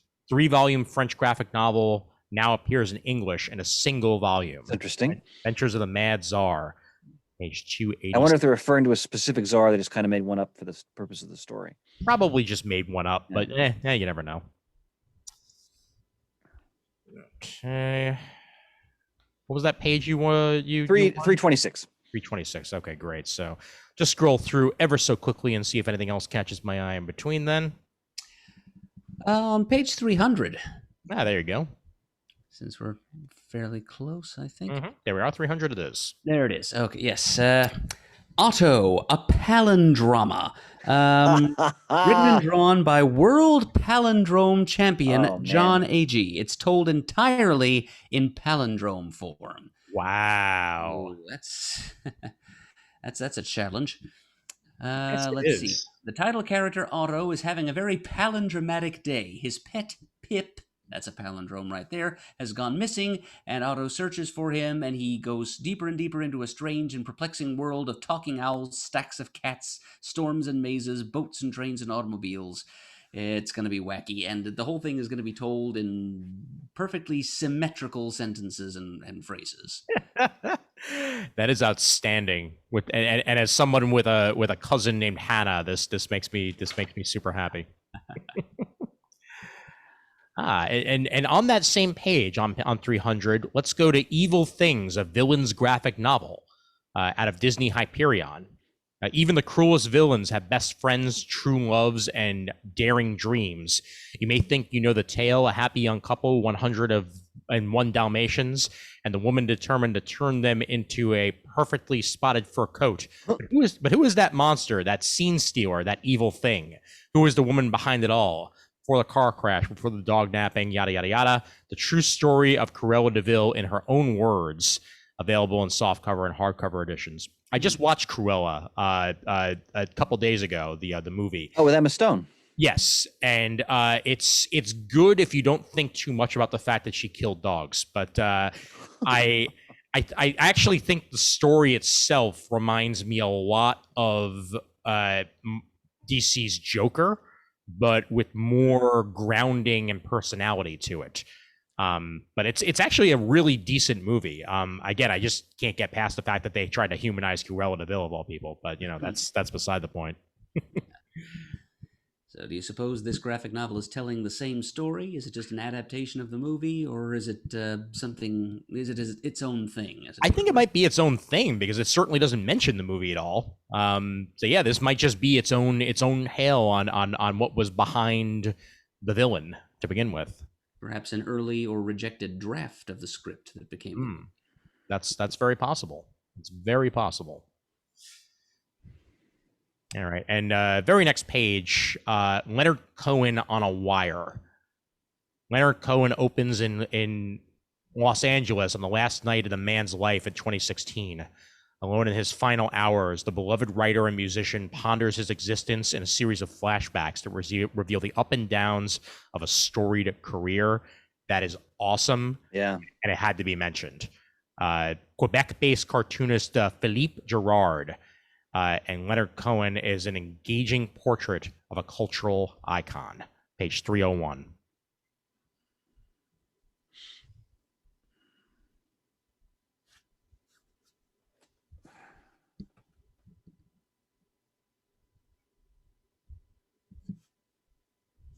Yeah, anything else from you, Murd, and the in-betweens? Not so far. Okay. We're approaching it. Once again, that page, Sir Chris. 326. 326. Well chosen, Chris. Thanks, brother. All right, here we are. 326 it is. It's all you. So,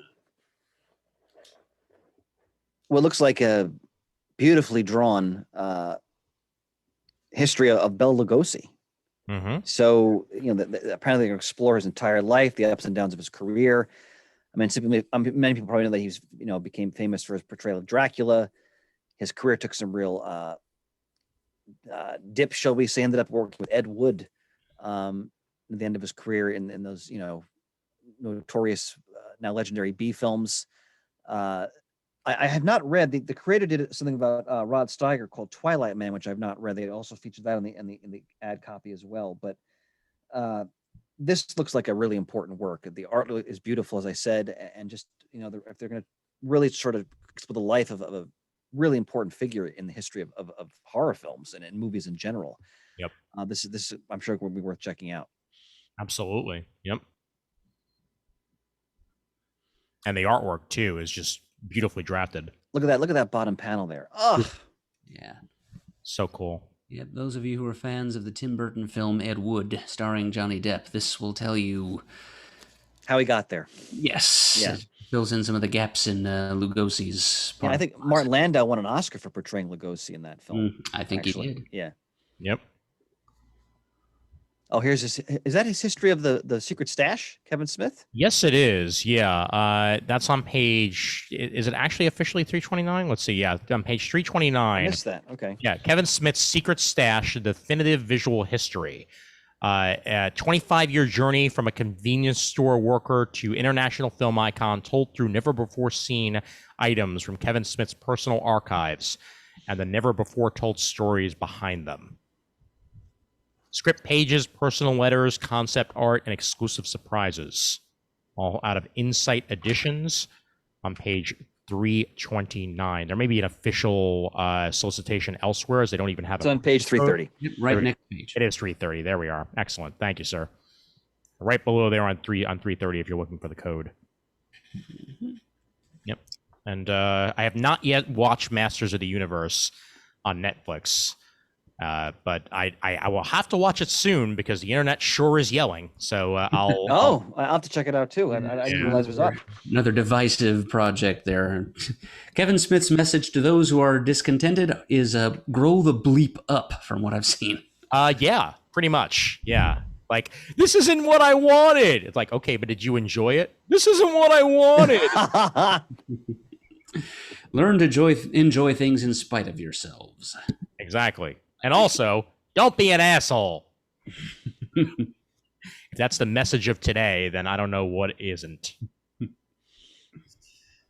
All right. I got nothing till tomorrow's. I was going to say, I in no way meant to offend any of our listeners. If you dislike Masters of the Universe, it's so.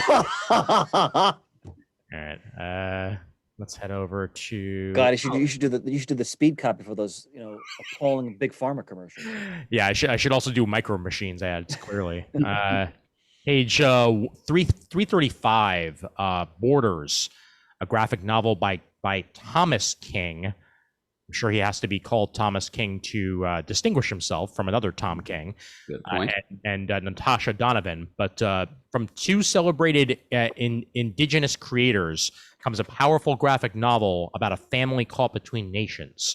It's a masterfully told story of a boy and his mother whose road trip from Alberta to Salt Lake City is thwarted at the border when they identify their citizenship as Blackfoot, and refusing to identify as either American or Canadian first bars their entry into the U.S. and then their return into Canada. In the limbo between countries, they find power in their connection to their identity and to each other. A beautifully bold tale and told tale with broad appeal. Borders resonates deeply with themes of identity, justice, and belonging. That sounds very, very fascinating. Sure does. Yep. That's on page 335. Good pick, Ian. Good pick. Thank you.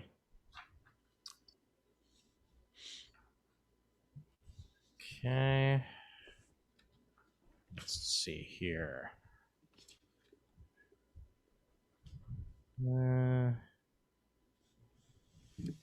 Gonna see if there's anything before our usuals.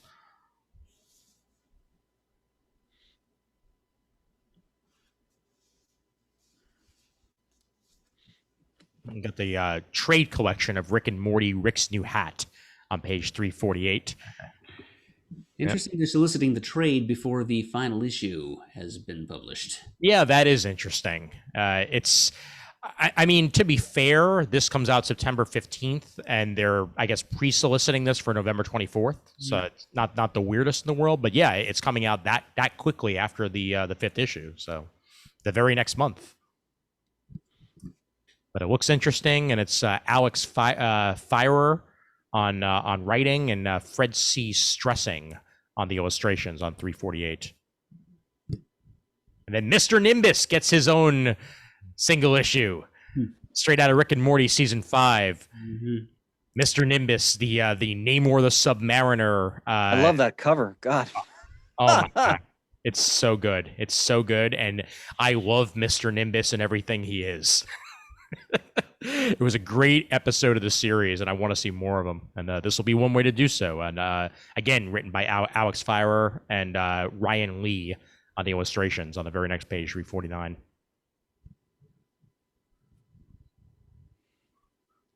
All right. There's something on page 352 that might be of interest. I think I might know what you're talking about. Go right ahead.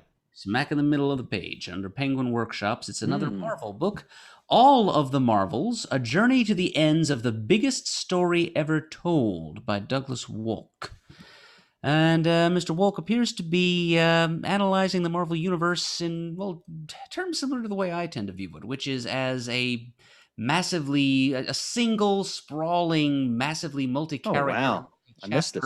narrative.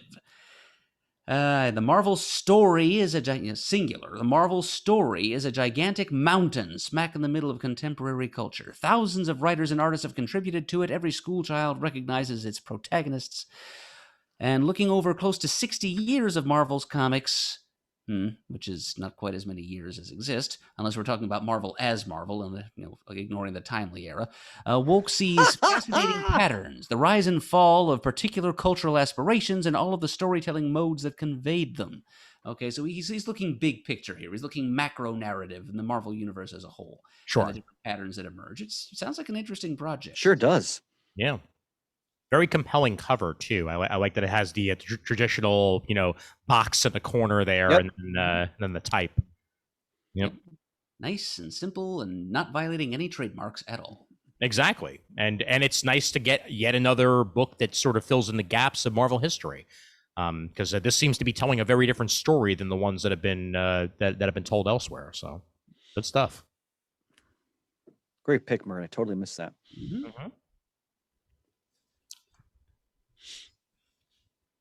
We have Pre-Code Classics, the Beyond Softy, Volume 5.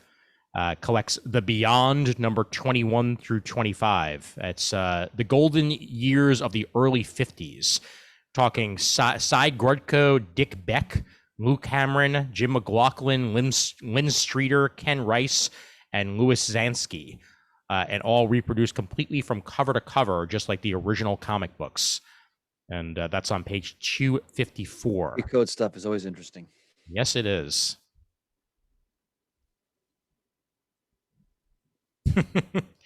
Garlic the Vampire, graphic novel on page 355. Kid-friendly. An enchanting graphic novel to give to middle-grade readers, featuring an unassuming heroine who discovers her own courage and leadership skills and learns to look past stereotypes. Garlic feels as though she's always doing the wrong thing, no matter how much her friend Carrot and kindly witch Agnes encourage her. Garlic just wants to tend to her own garden, where it's nice and safe. But when her village of vegetable folk learn that a bloodthirsty vampire has moved into the nearby castle, they all agree that, in spite of her fear and self-doubt, Garlic is the obvious choice to confront him. That is so cute it hurts. Page 355. Garlic and the Vampire.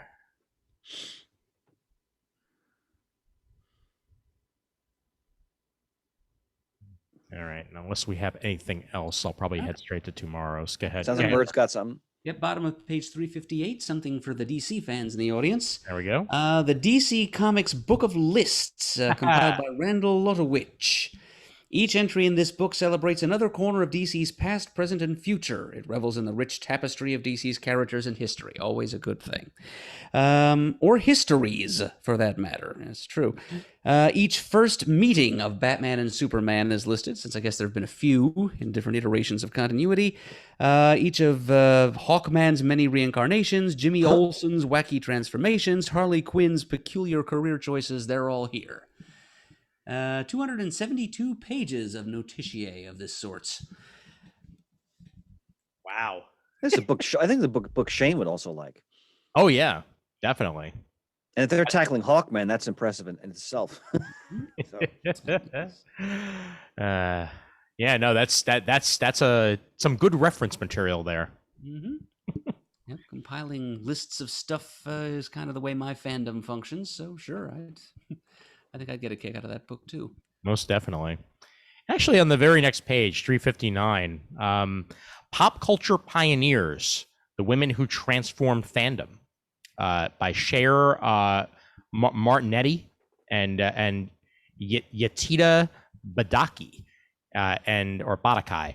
In every medium and pop culture, from books, films, and video games to comics, television, and animation, women have been instrumental in creating and shaping the words, characters, and genres that we all know and love.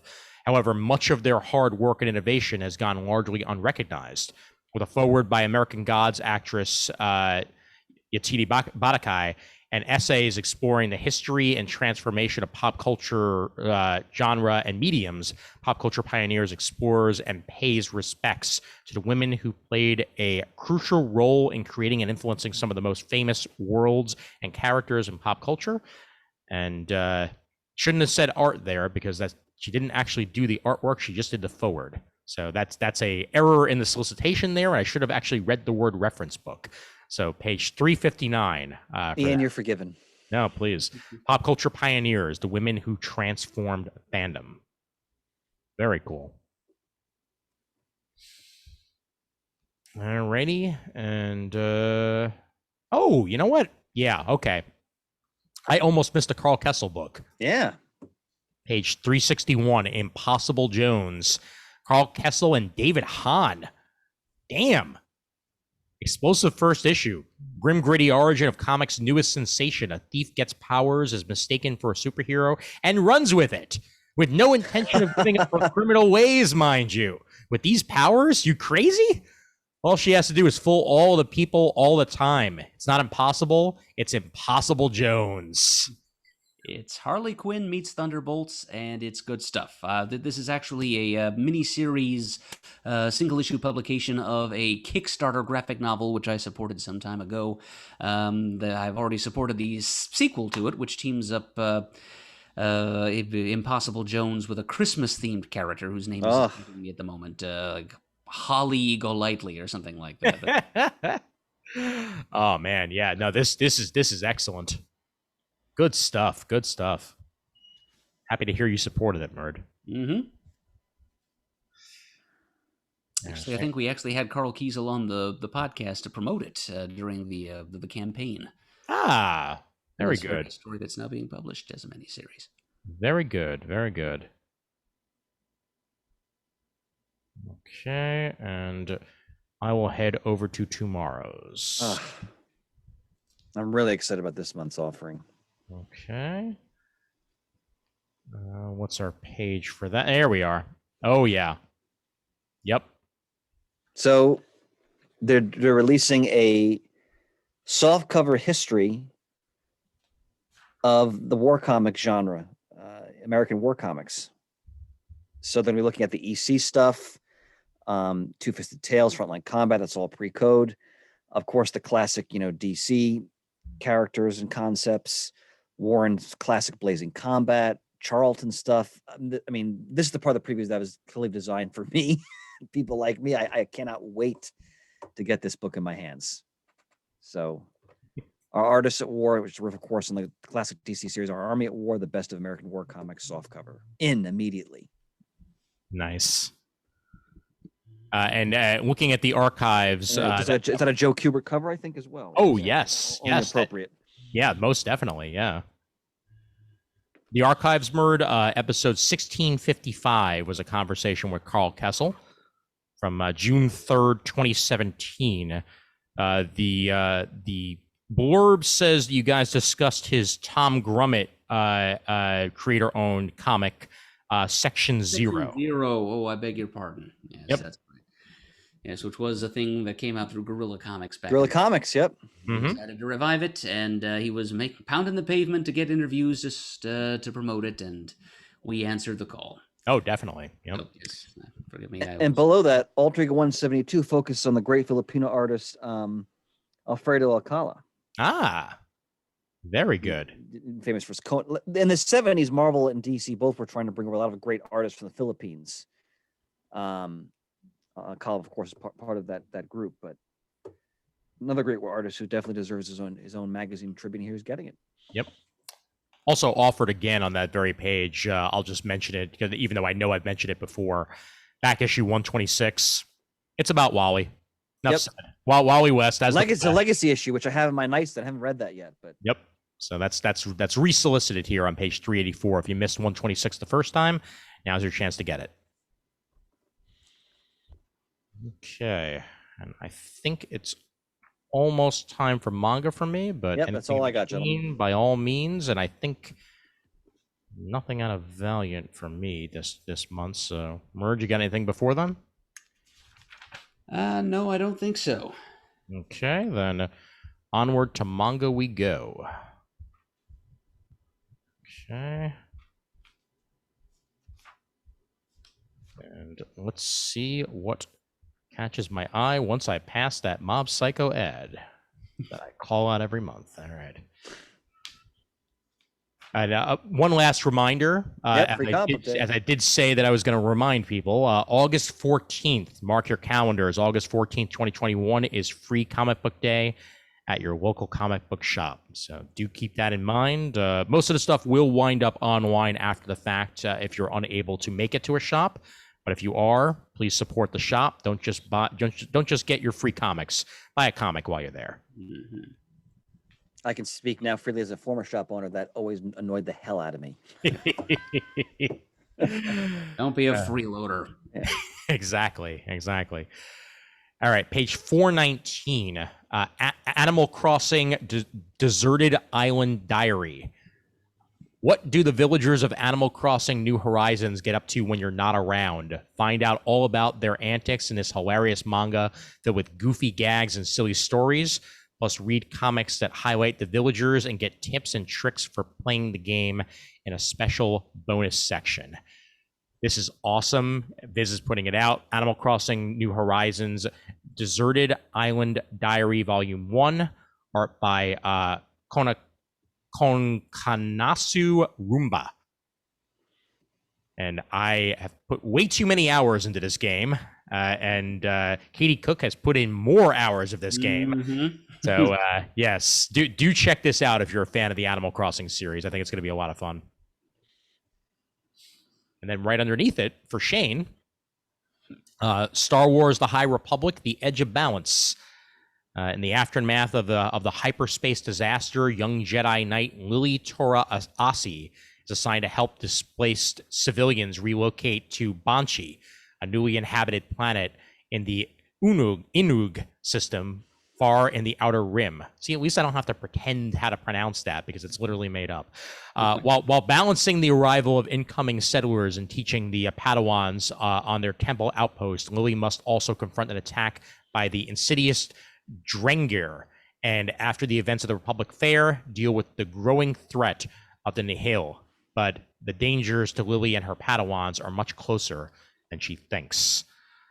This is in collaboration, shock of shocks, with Disney and Lucasfilm, but Star Wars The High Republic, The Edge of Balance, story by Shima Shinya and Justina Ireland, and art by Mizuki Sakakibara on page 419. I'll try to call out at least one more. Get a little further in here. Let's find one more volume 1 to call out. If I can find at least one thing that's food related, then I will do it. Let's say. Well, you know what? I'll call this out before then. If you haven't read Attack on Titan, it was one of the biggest manga and anime of the last 10 years. And on page 433, they're putting it out in omnibus form. Attack on Titan Omnibus Volume 1 covers the first 3 volumes of Attack on Titan. And it's a hell of a story. It really is. Yeah, my sons both devoured that. Oh, yeah. Yep. Gets a little esoteric by the end, but the way it starts is definitely worth checking out. So if you have not done so, you can do so on page 433. Okay. And all right, I found my weird one on page 437. Let's go with Multi-Mind Mayhem, Volume 1. Bard Cornelius, the son of a nobleman of Mauricia, an empire located in a parallel universe. But Bard is no ordinary boy. He's got 3 souls packed into one body. Aside from his own consciousness, he's got Oka Sanai, a miserly samurai, and Masaharu Oka, a high school otaku who loves animal ears. With his extra knowledge of military tactics and business acumen, Bard's ready to cheat his way to the top. Get ready to enjoy the manga version of this hit isekai light novel series. I found my weirdness. Multi-Mind Mayhem Volume 1. Done and done. There's the manga section for you, gents. Any idea what isekai means, Ian? Isekai, I always try to explain it. I never get it right, so I'm just gonna frickin' look it up. But I know it's a style of story. Let me just make sure how to spell it 100% because I always get it out wrong. Isekai is how it was in the solicit. Isekei. Isekai. Isekei.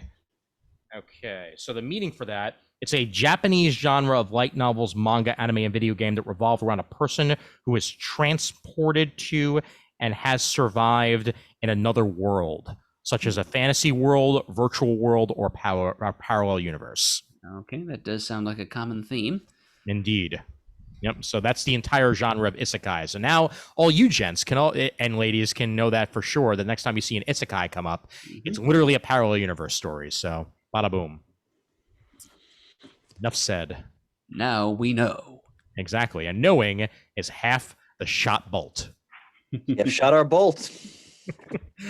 Unless there's a random toy either of you want to pick up. I'm exhausted. All right. Sounds good. I can't find the page for it, but somewhere in the back of the book, there's an action figure based on Disney's Robin Hood, complete with the disguise he wears as that stork guy. Oh, fantastic, Murd. All right. Now I'm making it my mission to find it. Yeah, I got to see that too. Let's see. Here we are. Great pick, Murd. Scrolling down. I will scroll through this whole damn back if I have to find it. Let's see. There we go. Still going. Past the Star Trek. People are going to get motion sickness watching this. Oh, I know they are. And you know what? Deal with it, baby. Well, here's Disney stuff. So I'm hoping it's somewhere around here. Toys, Marvel Legends. Murd, would you mind stirring my nostalgia and whistling the tune from Robin Hood, please?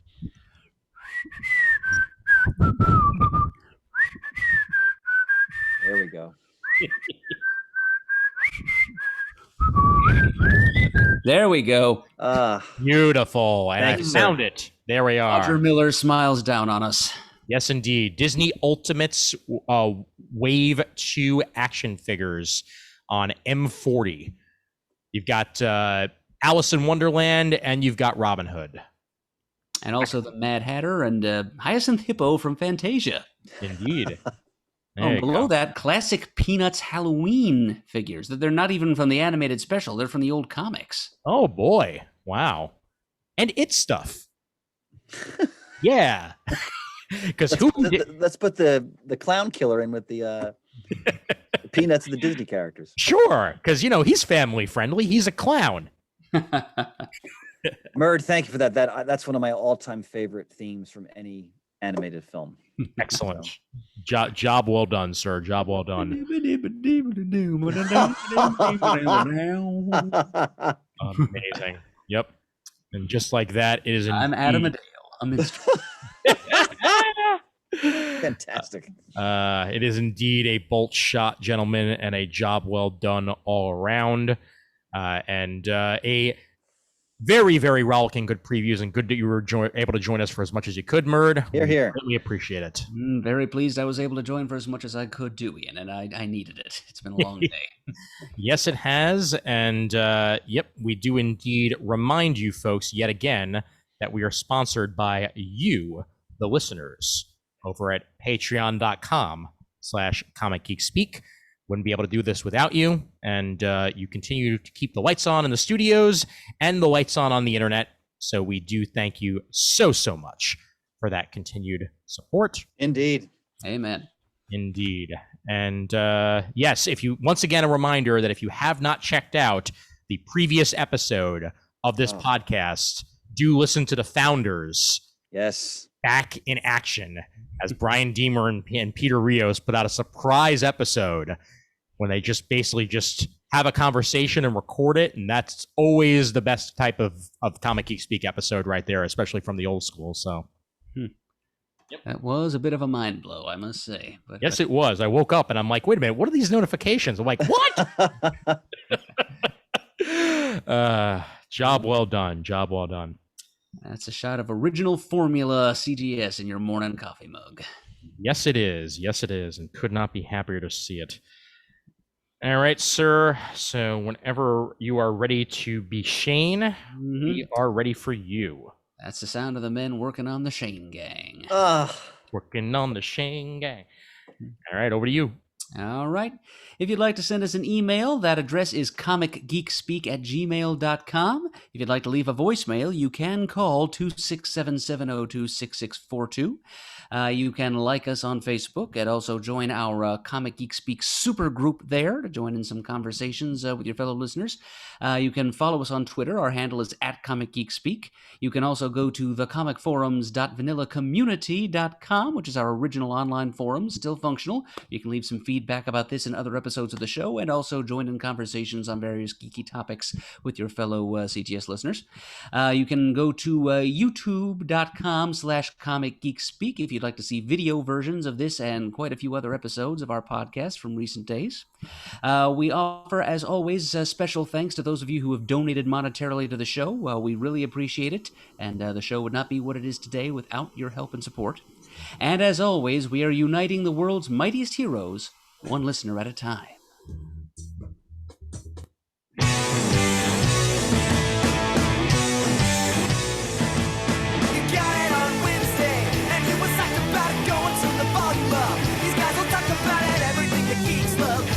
Laser beam, opinions like the seasons on everything you read in comics, movies, games, toys, artists, Comic Geek Speak, Comic Geek Speak, Comic Geek Speak, Comic Geek Speak, Comic Geek, uniting the world's mightiest heroes. This is